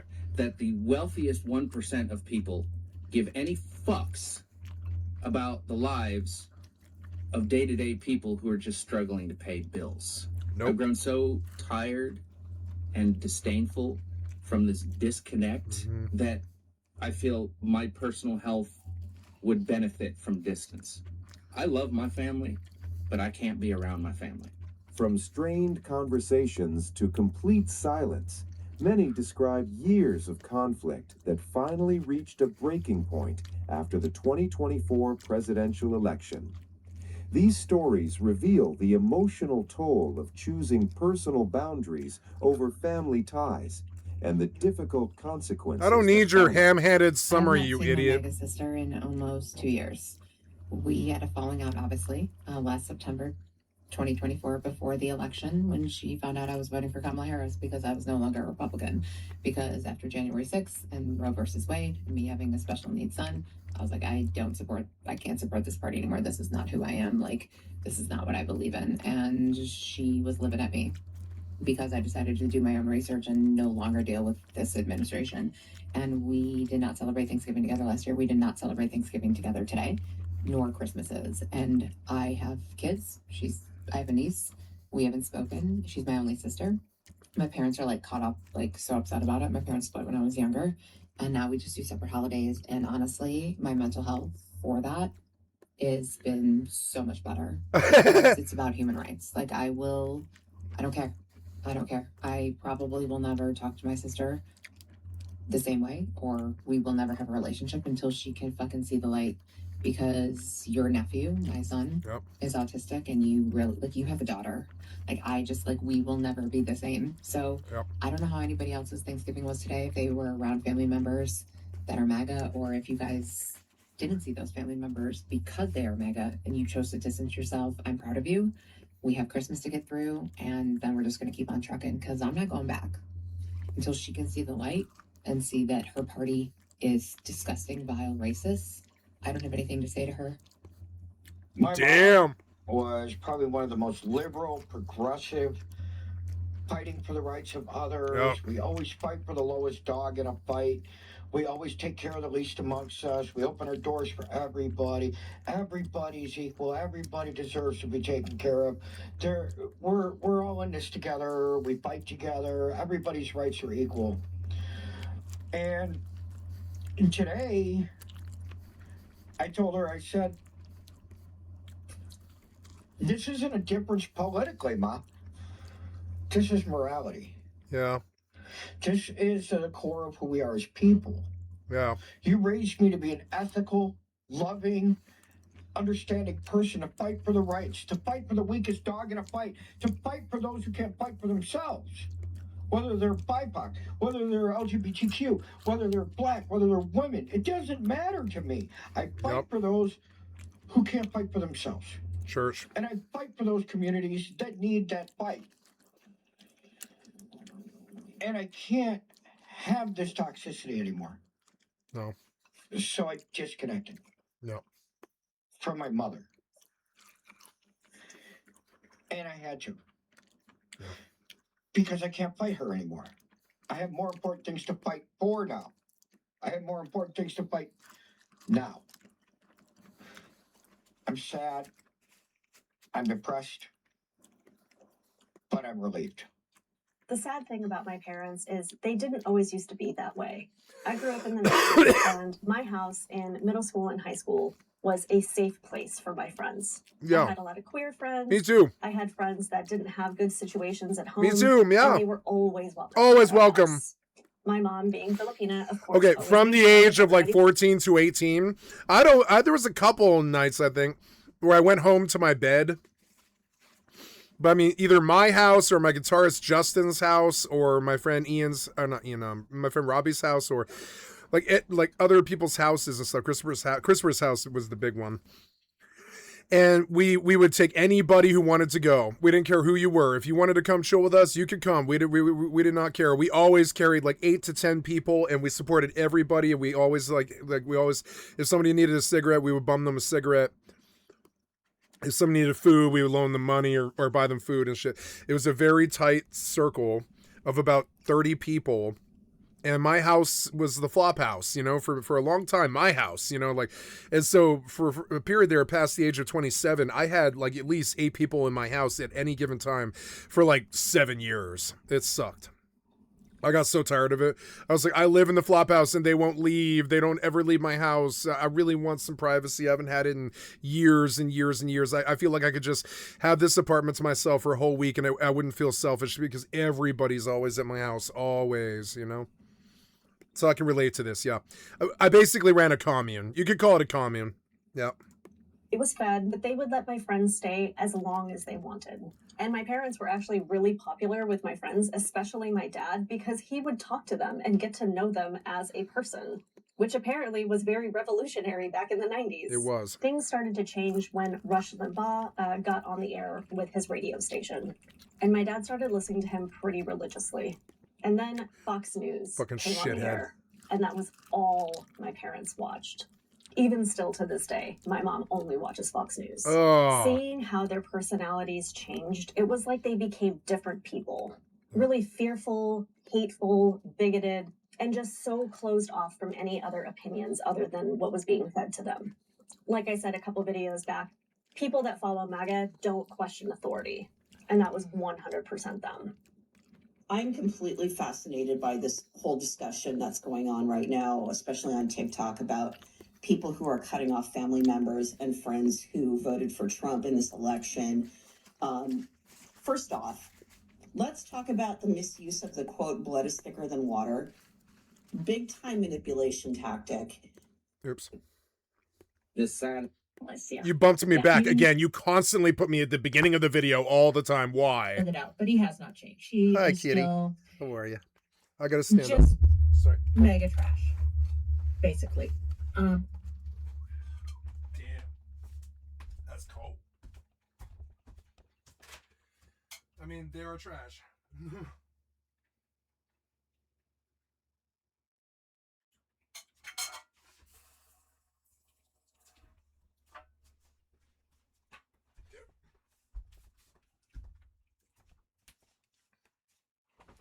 I'm that guy. I don't like this stuff at all. I don't like this stuff at all. Oh, kitty. You okay? Sorry, kitty. Yeah, you okay? You can come back and see me? You come back and see me? Yeah, you wanted to come hang out. Come on, kitty. I just stand up. Yeah, come back. Hi. Oh, are you hungry? Yeah, you are hungry, huh? Are you like telling me to feed you? Okay. I'm sorry, kitty. Go. We'll feed you.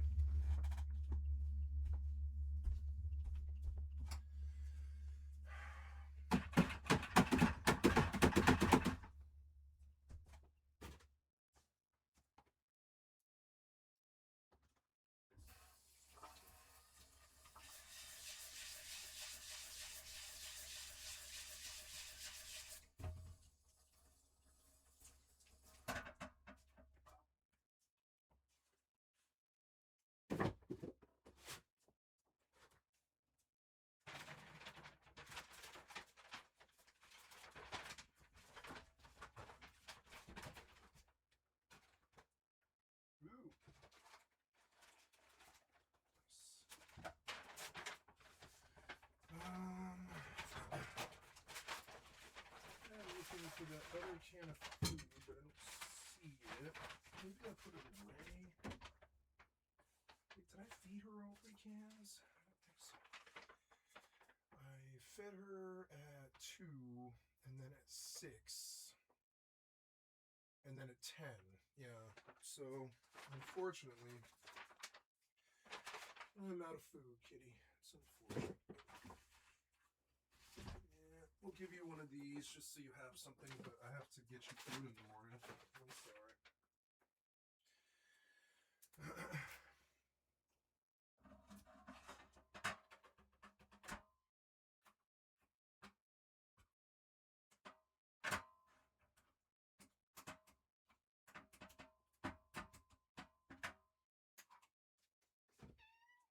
kitty. I don't think you like this stuff, but it's there. Sorry.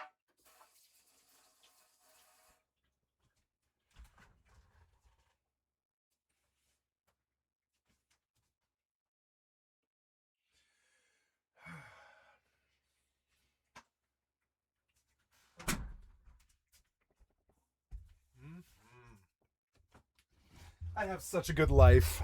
I love my life.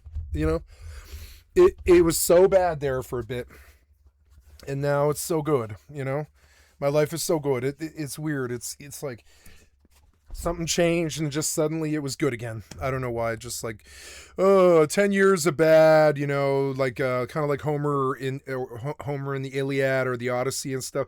Like 7 years lost, homeless on the streets. I lost the love of my life, and it was just like kind of bad. You know, and it got good. It suddenly got good. I lost everything to do it. I lost everything to do it, and now I've got nothing but my family. That's it, and a home. But at least I've got that, and I'm very happy. You know, I'm very happy with where my life is right now. I've never been happy with my life. That's a very new thing for me. Which is hilarious because he's married to a minority and, you know, basically voted against all of their rights and Of course he did. their child's rights and all of that. Isn't that like a man? That's what men do. Men are so dumb. Finally presented itself. Most men are so dumb. You can play them like fucking, like you can just play them. They're so dumb, most of them. On a local Facebook group, and I just kind of let it go. And he's like, "Well, I'm still going to be nice to you because I like you." And I'm like, "Yeah, but I'm not. I like you." And I'm like, "Yeah, but I'm not." You know, basically voted against years. Because I looked for him on Facebook a while back to try to send him a friend request, and I could never find him. And then I finally looked at my blocked list recently. I'm like, "Oh, okay." And then it kind of all came back to me how I knew him previous to our current situation. Well, I unblocked him to maybe give him the benefit of the doubt, but he has not changed. He is still just mega trash, basically. Which is hilarious because he's married to a minority and, of course he is. You know, basically voted against. They usually all their are. rights and their child's rights. White women can't stand these dudes. White women can't stand these dudes. So they go and they find like some foreign lady. The opportunity finally presented itself where he called me out for something on a local Facebook group, and I just kind of let it go. And he's like, "Well, I'm still going to be nice to you because I like you." And I'm like, "Yeah, but I'm not. I don't like you. I don't like what you stand for. I don't like, you know, how you think it's okay to treat people based on, you know, their color, their ethnicity, their sexual orientation, their immigration status, you know, whatever." It kills me, but I guess, you know, now we move on and it's fine, but it is really hard to kind of give up a friendship sometimes. But, you know, your integrity matters far more, and we'll be better off. We'll be better off without him in our life. For people crying about why anti-Trump people are cutting Trump people off, saying like you're what's wrong with the world, it's like, no, that's not factual at all. As a matter of fact, since you were a child, doesn't matter what religion or what part of the world you grew up in, there's one thing that's been taught. It's like a universal lesson, is not to be a bully. The fact that you have to defend why it is that you support Trump, who is a bully, just goes to show that is not a good person, and you're supporting not a good person. When it comes down to it, it's perfectly valid for people to cut you off based off of your beliefs, because that is part of your judgment. That is whether or not it's your business. Can trust you. That is whether or not you judgment call. Yeah, I don't like judging other people. I like making judgment calls about the company that I keep. There's a big difference. I'm okay with having MAGA around me if they don't talk to me about their fucking weird, like, idiosyncrasies. But you know, but I will make a judgment call about having one in my personal life, you know, but I won't judge them for who they are, and I'll have conversations with them, you know. Often I'm surprised at how easily I can agree with some of them, because I am progressive, you know, so I'll say stuff like, well, we could open the borders, but but up the security to 10 times what it is. And most liberals won't say something like that. But I want the open borders, and the reason I want more security is for disease. You know, the main reason borders are there is to prevent disease from spreading. Stupidity that you guys breathe and ooze. You skipped me again. I can't stand how much you skip these fucking videos. You skip me all over the place because I accidentally pressed some button. It's so fucking annoying, especially in long ones. Can't you just show me where I was or something? Camilla. It's Kamala. Get the hell away from my... Oh, because I'm a tea drinker, my life's in danger. Because I could be punished just for liking tea. So that's not a difference of opinion. You've made an action. You've made an action that's endangered my life and the lives of so many other people. So it's not a difference of opinion. You've made an action. And the consequence is that there's some people who are not going to be friends with you anymore. And there's some people who aren't going to have a relationship with you anymore. And the reason for that is because we don't trust you. I've been unfriending people on social media right and left after finding out they're Trump supporters. And I know that sounds harsh. I know you shouldn't lose friends over politics. But the truth is, this election is about more than just politics. It's morality, yeah. It's a question. Like, if you back these fucking shitty child molesters, you're no better than them. Of my ability to survive in this country. That goes for that, you know, and that goes for both sides. It's on both sides. As a human being. Are some of your MAGA friends and family trying to come back in your life? Because that's happening to me. It's happening to me. So I just received a message from one of my friends that I had to unfriend back in October. Because every time I would post something, he would write the most craziest shit on my post. And you could tell that he went down that red pill pipeline. Anyway, I haven't spoken to him since October. And all of a sudden, I get a message from him. Now, I don't know if he has Trump or regret. However, let's read the message together. I think it's kind of telling. Now, he said, I understand why you blocked me, but it's because you were a crazed Camilla fangirl. First of all, it's not Camilla. It's Kamala. Kamala. Then he said, not regretting wanting Trump to succeed. What does that mean? Not regretting wanting Trump to succeed. Don't like what's happening in Palestine, but we both know what's going on with that. Let me know if I am more balanced in my politics. And maybe I'll accept What? How about you go fucking fuck your own ass, you stupid piece of shit maggot? Listen to how you talk. You can't even spell people's names right. You're so dumb. Blocked you. I blocked you. How is it you can spell Palestine but not Kamala? And now you're saying that maybe you'll accept me? Oh, hell no. And this is my answer. You voted for Trump, and you still act like you have no regrets, because I'm not going to take it. I'm not going to make any assumption that he regrets now. Meanwhile, this country is becoming a dictatorship. There is no room for conversation. Punto. You may think it's childish, immature, and petty to cut people off who voted for this administration, and that's A-OK. Whether you are friends, family, coworkers, acquaintance, whether you're in a friendship, relationship, whatever. The video sort of leads you to believe that there's a division line being drawn, but actually I think this is the closest I've ever seen this country be. Okay, when 9/11 happened, I thought we were going to tear each other the fuck apart. Honestly, I really did for like 4 years there. I really thought we were headed for World War and stuff, and it was way, way scarier. It's weird. Like right now, just how lazy everybody is with the social media and the tech and how like my generation's older now. So we're kind of like running things now a little bit.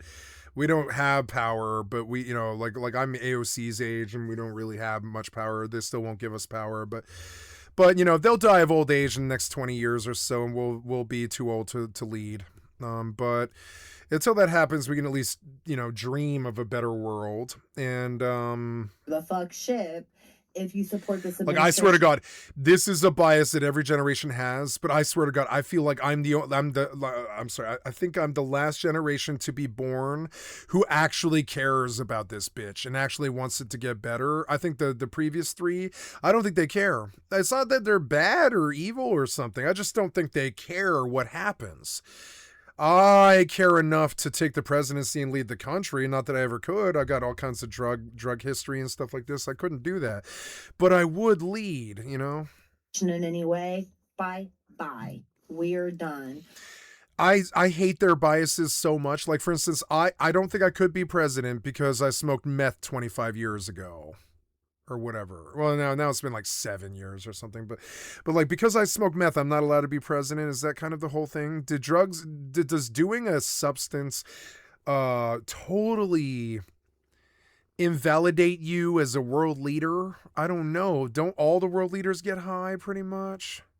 We're done with the sheer stupidity that you guys breathe and ooze on a... Yeah, and I swear to God, it's not just the baby boomers like short-sightedness about how shitty their judgment is or how they won't pass the baton.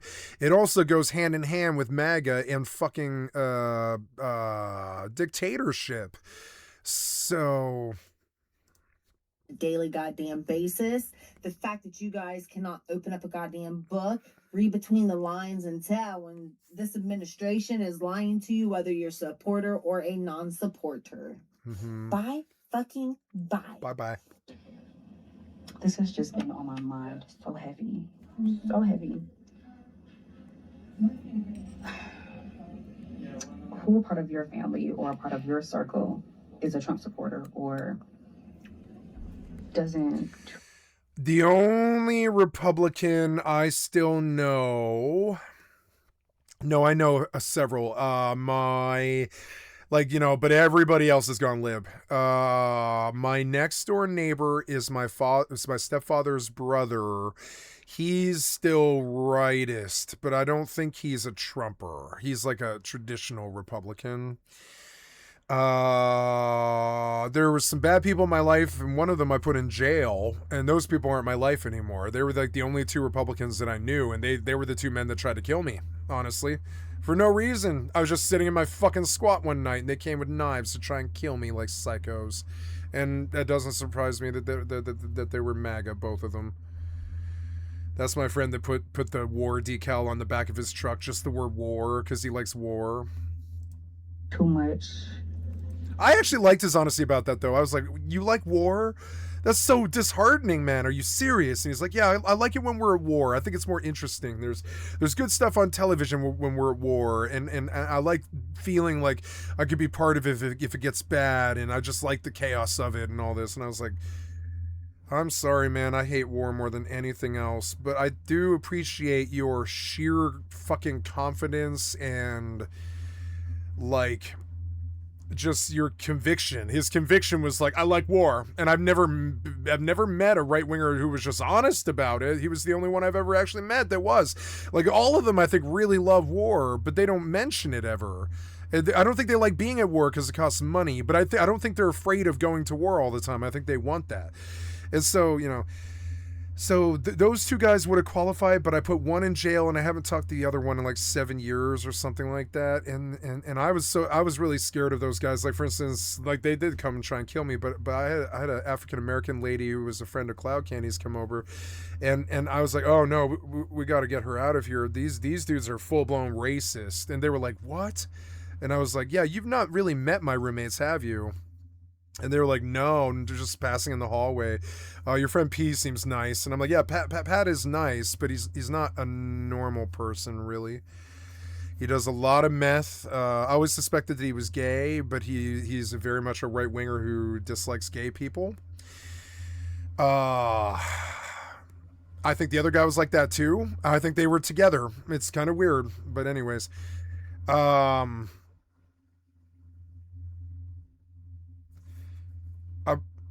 Cloud brought her friend over who was African American, and I was like, I love black people, but my roommates do not. And this was a bad look for me. I told him, I was like, it's not really safe. It's not like they're gonna harm you, but they don't like you. And and they saw the fear in my eyes. I let them see the fear. I was like, these people, they don't like African Americans. They talk about it. They use the N-word. Not a lot, but I mean, when it comes up, they do drop the N-word, you know? They're that type. And I was like, I didn't know your friend was African American, and now she's here and they've seen her. And it's not going to be a thing because they're not that bad, but we definitely should probably leave. And they were like, we should leave right now? And I was like, yeah, we should leave. It's not so safe here now. And they were like, do you not like her because she's black? And I was like, no, it's not me. It's not me. I'm scared of my roommate's racism and how they might act towards you. And the girl looked at me and she was like, I see it. I see what you're saying. And she was like, yeah, let's get out of here. And I was like, yeah, let's just get out of here. I don't mean to act all weird. I just know that there's going to be some kind of confrontation because of the color of your skin, either now while you're here or with me later. And I don't like it. And I never liked this about them. I was using them. The only reason I was ever friends with these people is I was using them to get off the streets. And they were a really good resource for that. Like, there was always an open couch for me. There was a dealer living in the basement who sold me cheap dope. There was, good friendship there to be had, and then good camaraderie and good music and stuff. And it was a good circle to be in. But when it came down to what those men actually believed, they really weren't very comfortable with a black person being around. I know they weren't. They would talk about it. They're like, it came up after she left. They were like, we saw a black girl here. And I was like, yeah. And they're like, yeah, that's all they said. But they're like, we saw a black girl here.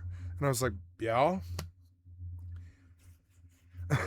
To me, that's like saying I saw a human, yeah, I was like, yeah. And they're like, okay. And then they didn't say anything, but, because they don't want to appear racist, I don't think. But it was a thing. And when the girl met them, she understood immediately. She was like, get me out of here. And I was like, yep. Not hate him. And they were like, why are you with these people? And I was like, well, because when I was on the streets, they had dope and a couch. And honestly, that's what I used them for. I used him for his couch and his dope.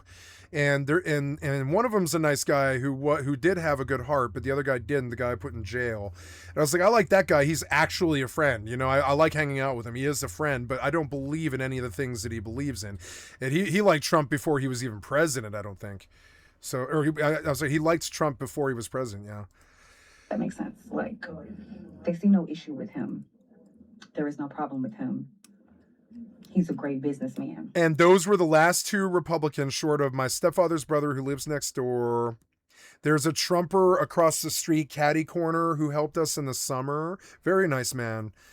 Right after my stepfather died, he came by just to offer condolences and stuff. And he was like, I used to cut your stepfather's lawn when he was under the weather, and he came and he just offered to my mother to cut our lawn with his John Deere mower.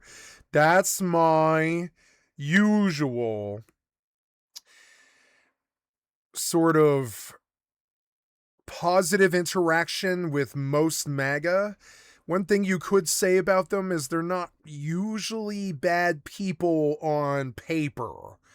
You can dig and you're going to get at their isms and what they believe and their bigotries and stuff, but they're not usually loud about it. They're not usually shoving it in your face unless you shove it in theirs, that kind of thing. So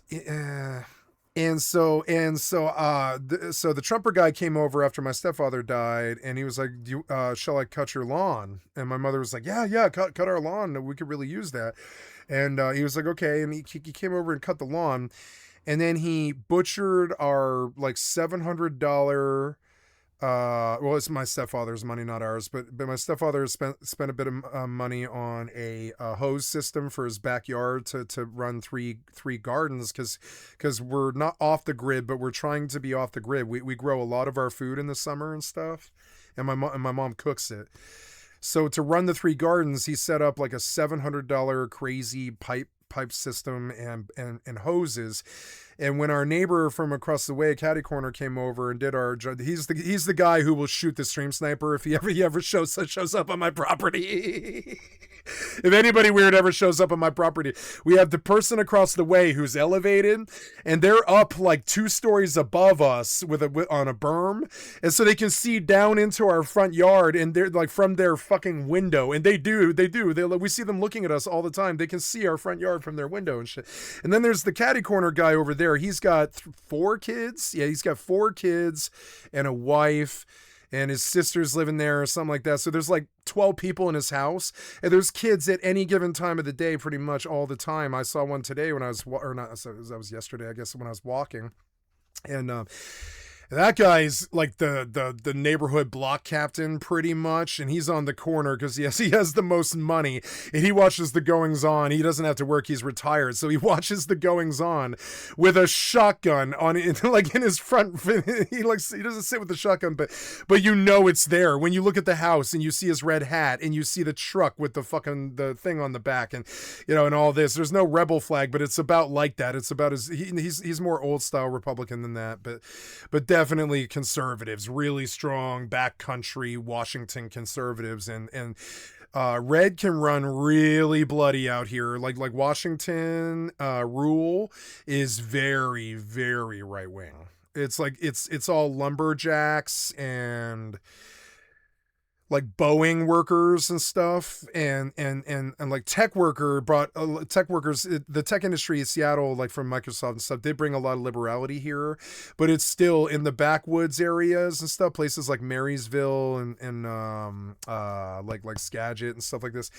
There is a strong right wing, and that's the assumption out here. Like in the Boondocks, the assumption is that you're conservative. The Trumper was very surprised when we weren't. He was like very surprised. He was like, wait, you guys aren't like Trumpers? And we're like, no.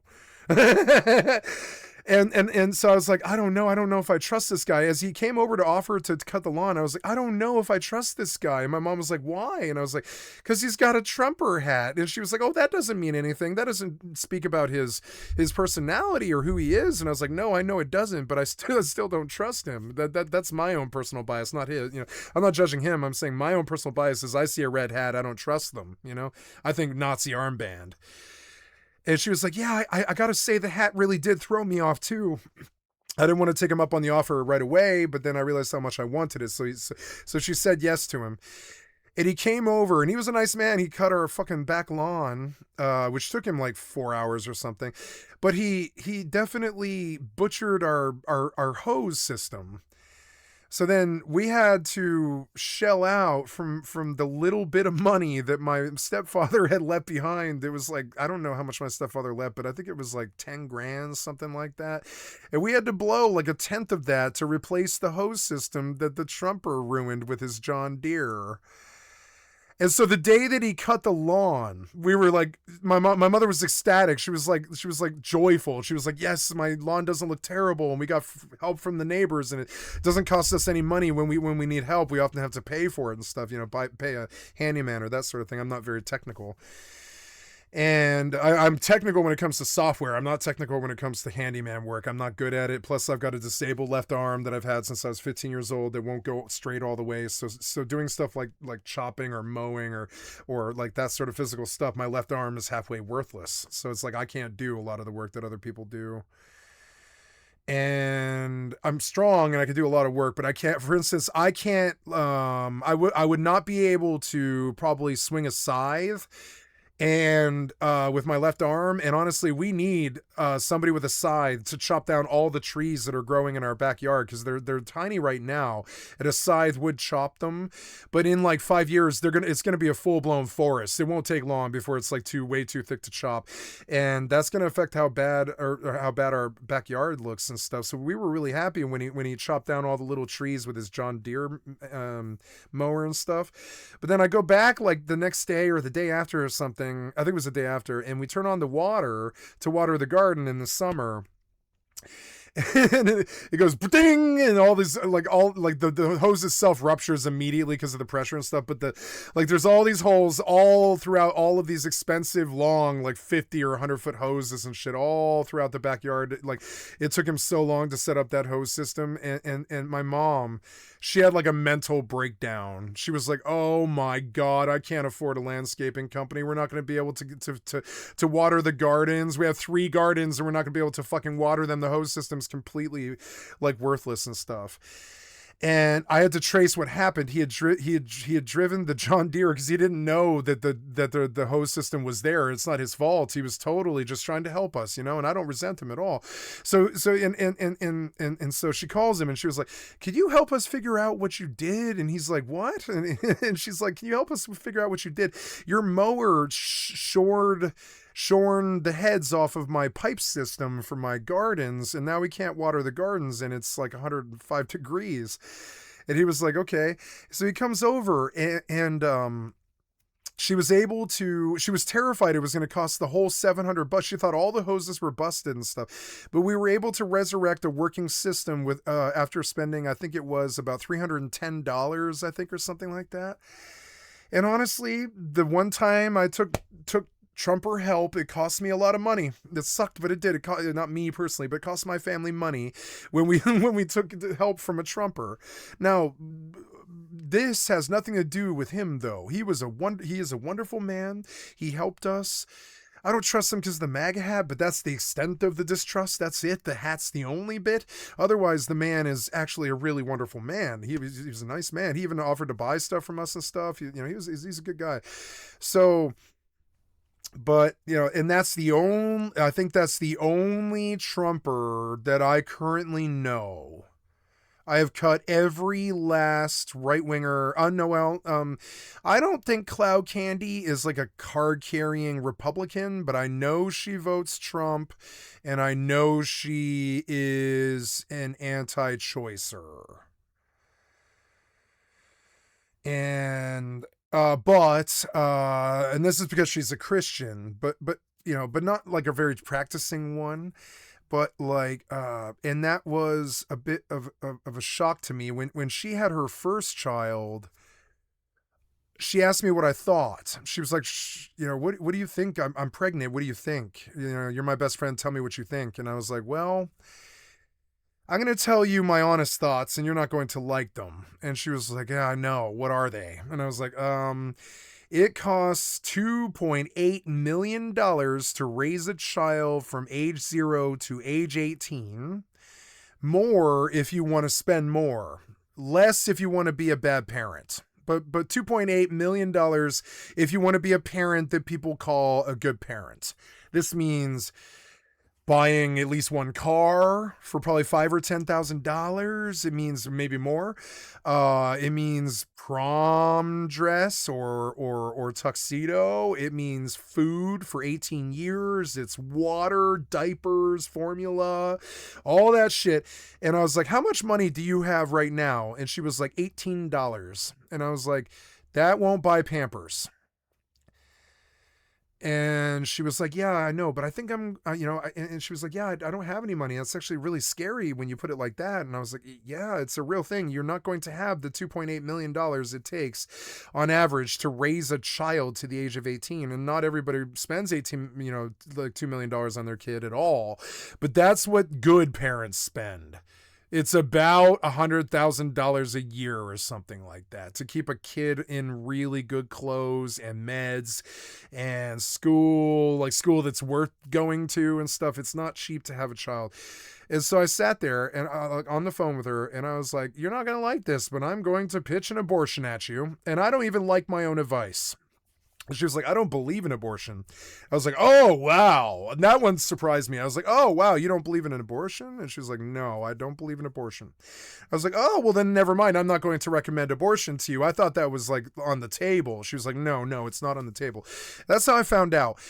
Oftentimes, right-wingers, they're actually really hard practicing right-wingers, but they will not ever allude to it. Does that make sense? They won't ever let you know. They won't tell you that they're an anti-choicer. They won't tell you that they're voting for Trump, at least unless they're proud of it and they're wearing the red hat or something. And oftentimes, I've never seen one be shameful about how they vote, but I have seen them be secretive. Definitely secretive. I had been dating that girl for a year, and I still didn't know she was against abortion, and that's okay. I don't care if somebody's anti-choice. It's just, but it is anti-choice. So, and then I was like, well, wow, you really don't like that I pitched abortion at you, do you? And she was like, no, I actually really don't. I thought it was really disgusting. And I was like, I'm sorry. I just went with, I don't think you have the $2 million it takes to raise a child right now, you know? And she was like, it's true. I don't, but I'm going to have the baby anyways. And I was like, I don't understand that. I don't understand bringing a child into this shitty world with 10 billion people and not being able to give it the monetary needs that it's going to inevitably have, like formula, diapers, expensive kids clothes, haircuts, rides, car drives to school every day, food, toys. I know, because I told her, I was like, I know, I've done it before. I've actually raised a child before. And she was like, what? And I was like, yeah, I've raised a child before. One of my best friend's niece, I helped raise her from the age of like 2 until 6 or something like that. Every day after school, I would take her home to the flop house, essentially. But I mean, when the kid was around, it wasn't a flop house.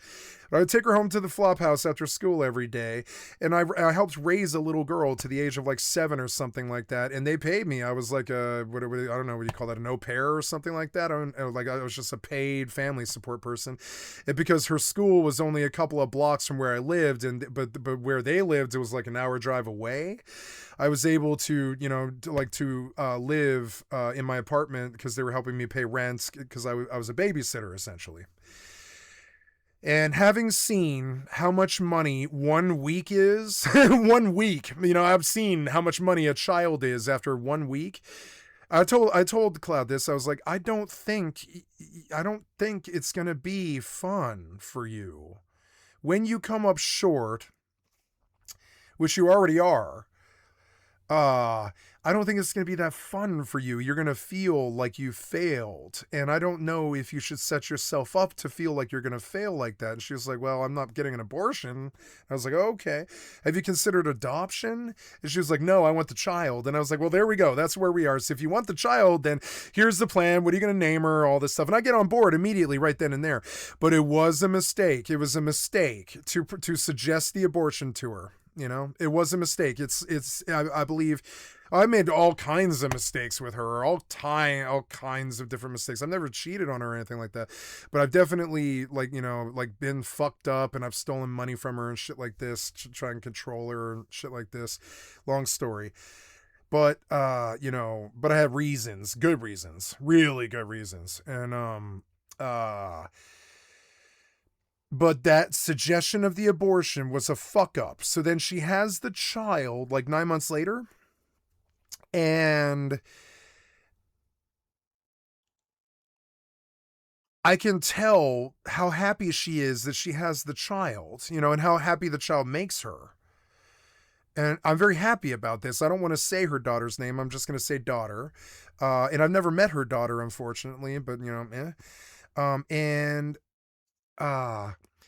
I could tell that it was a mistake to pitch the abortion at her, because then when she saw how happy she was after the child was born, the idea of it was foul to her, that I had ever suggested it to her in the first place. And this cost me a bit, and this cost me some brownie points with our friendship, that I suggested abortion to her. But the problem is, it's not like I'm all gung-ho to go in there with a plunger or whatever. It's not like I love abortion.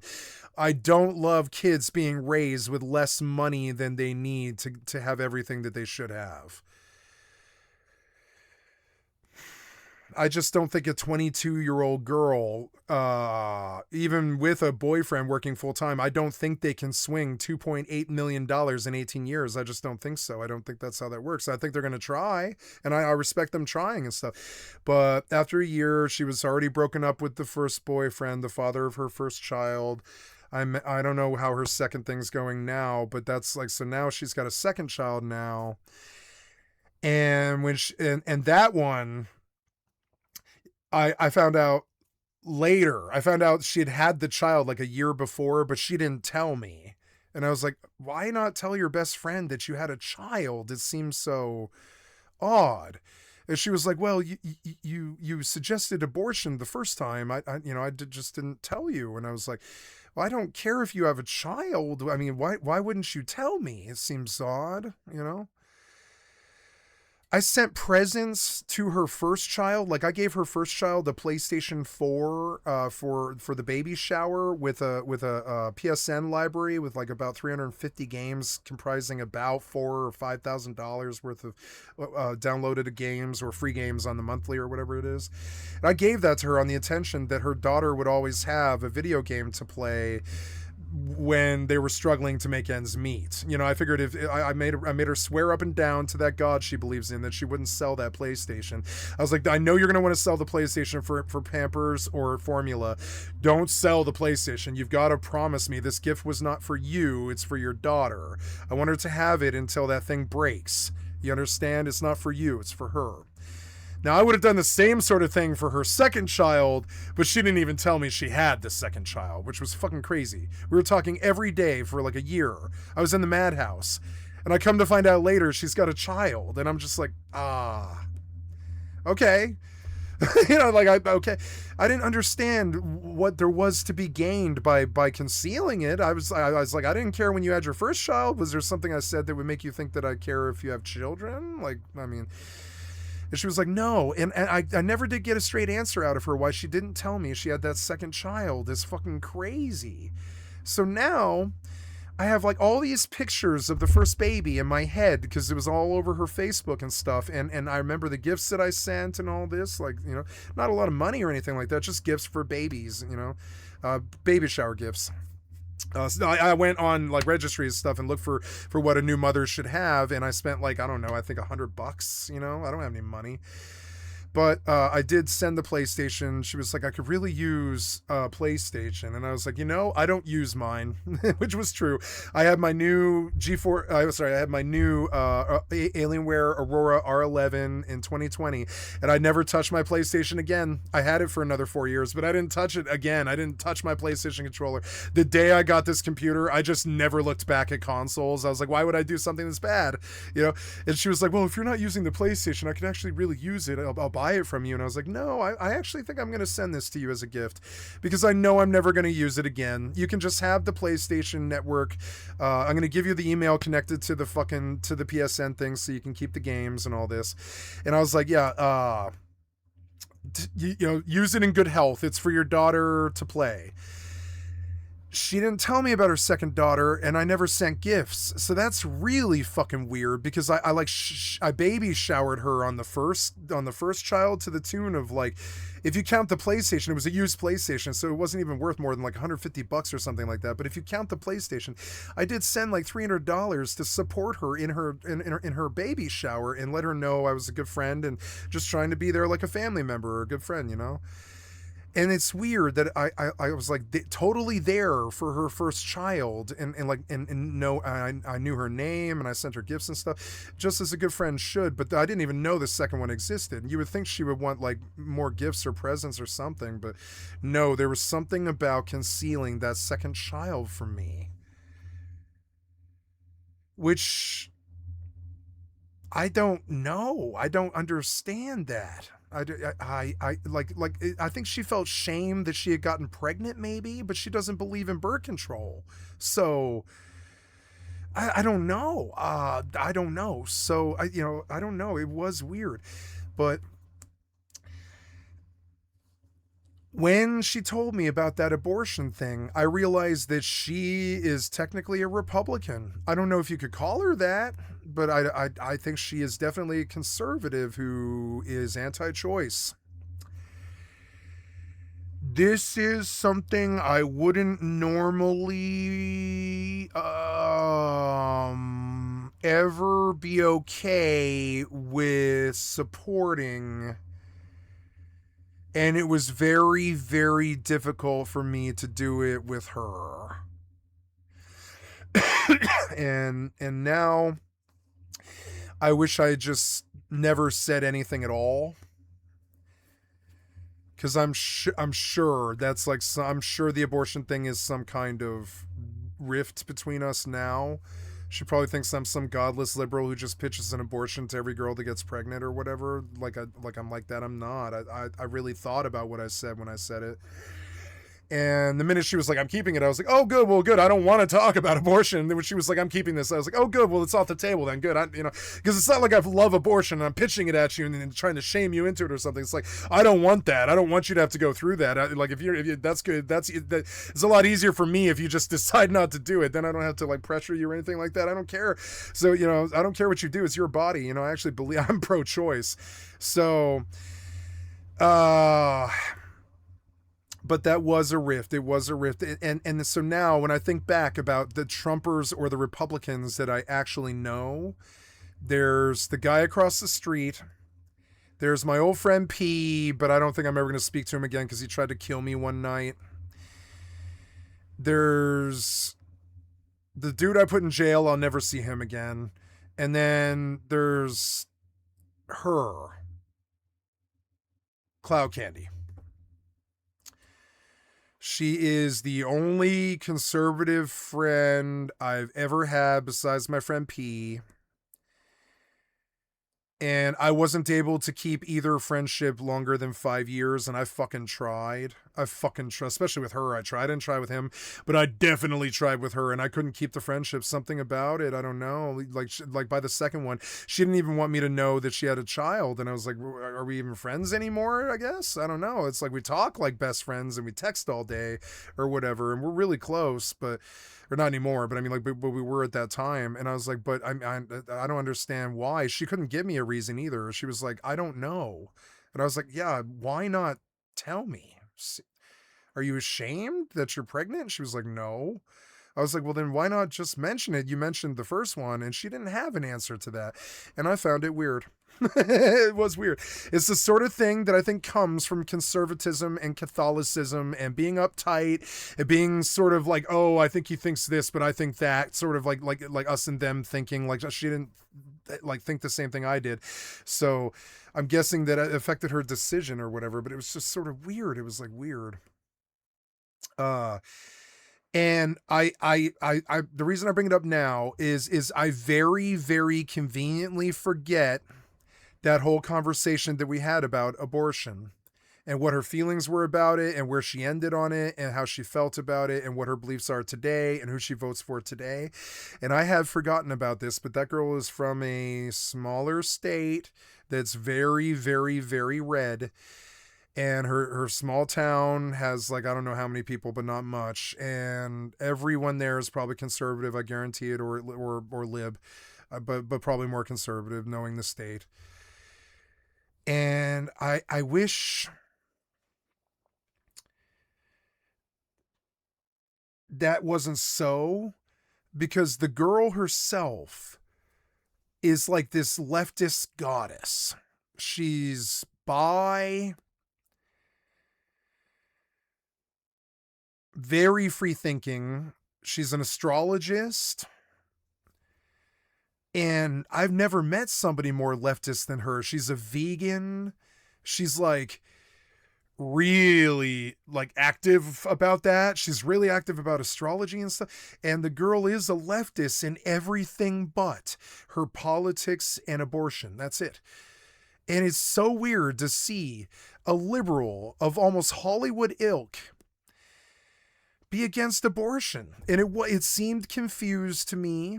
And it was a bit weird, but it shocked me when she said it. I was like, oh, I never would have dreamed that you were anti-choice or pro-life. I just never ever thought that could be the case, the way your life is and who you are and the way you talk and act and stuff. I would have pegged you for a diehard leftist for the rest of your life.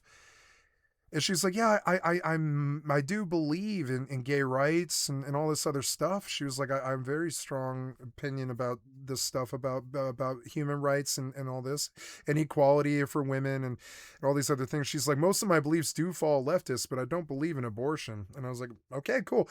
That felt better. Like, her thing was religious. She wasn't judging other people. She did have a thing about abortion. My girlfriend before her had the exact same thing. It's just the exact same thing. She was like, I will not sleep with you until I marry you. And I was like, okay. Now, that wasn't the case for Cloud, but it was for my girlfriend before that. She was just like, no, I will not, I will not, I do not want God burning me for having extramarital sex. That's how she used to say it. She was like, I don't want God to burn me in hell for having sex outside of marriage. And I was like, okay, I was very surprised to get this out of these crazy leftist freewheeling girls who are like butterflies in the scene. They have large social lives and thousands of people on their Facebooks and stuff, and they're very, very popular. And it's weird because both girls both the girls that were anti-choice, they both came from very small towns in very red states. I don't think the girls themselves are actually like that. I think they like drugs. I think they like dick. I think they like sex. I think they're slutty. I think they're not slutty like in a bad way. I just think they're promiscuous. Like they're not promiscuous, but what do you call it? Like they like casual sex, and that's okay. What's wrong with that? I don't think. But one of them did. The other one didn't because she was on heroin. But that small town thing. That small town brainwashing, it got to both of them really strong. I'm talking like you could tell, I think both of them thought that other girls who had sex outside of marriage were fucking harlots, you know? I think they both thought this. It is weird because one was a stripper and the other I'm just going to not talk about. And it's so odd. It's so weird when it happens. It's like, are you some kind of two-faced person? Is the first response I always have. I'm like, you live this crazy, like liberated, liberal life full of like bisex and drugs and, like, I don't know, like just crazy stuff and biracial friends and biracial relationships and all types of stuff. You are liberal, but then you come from the small town where you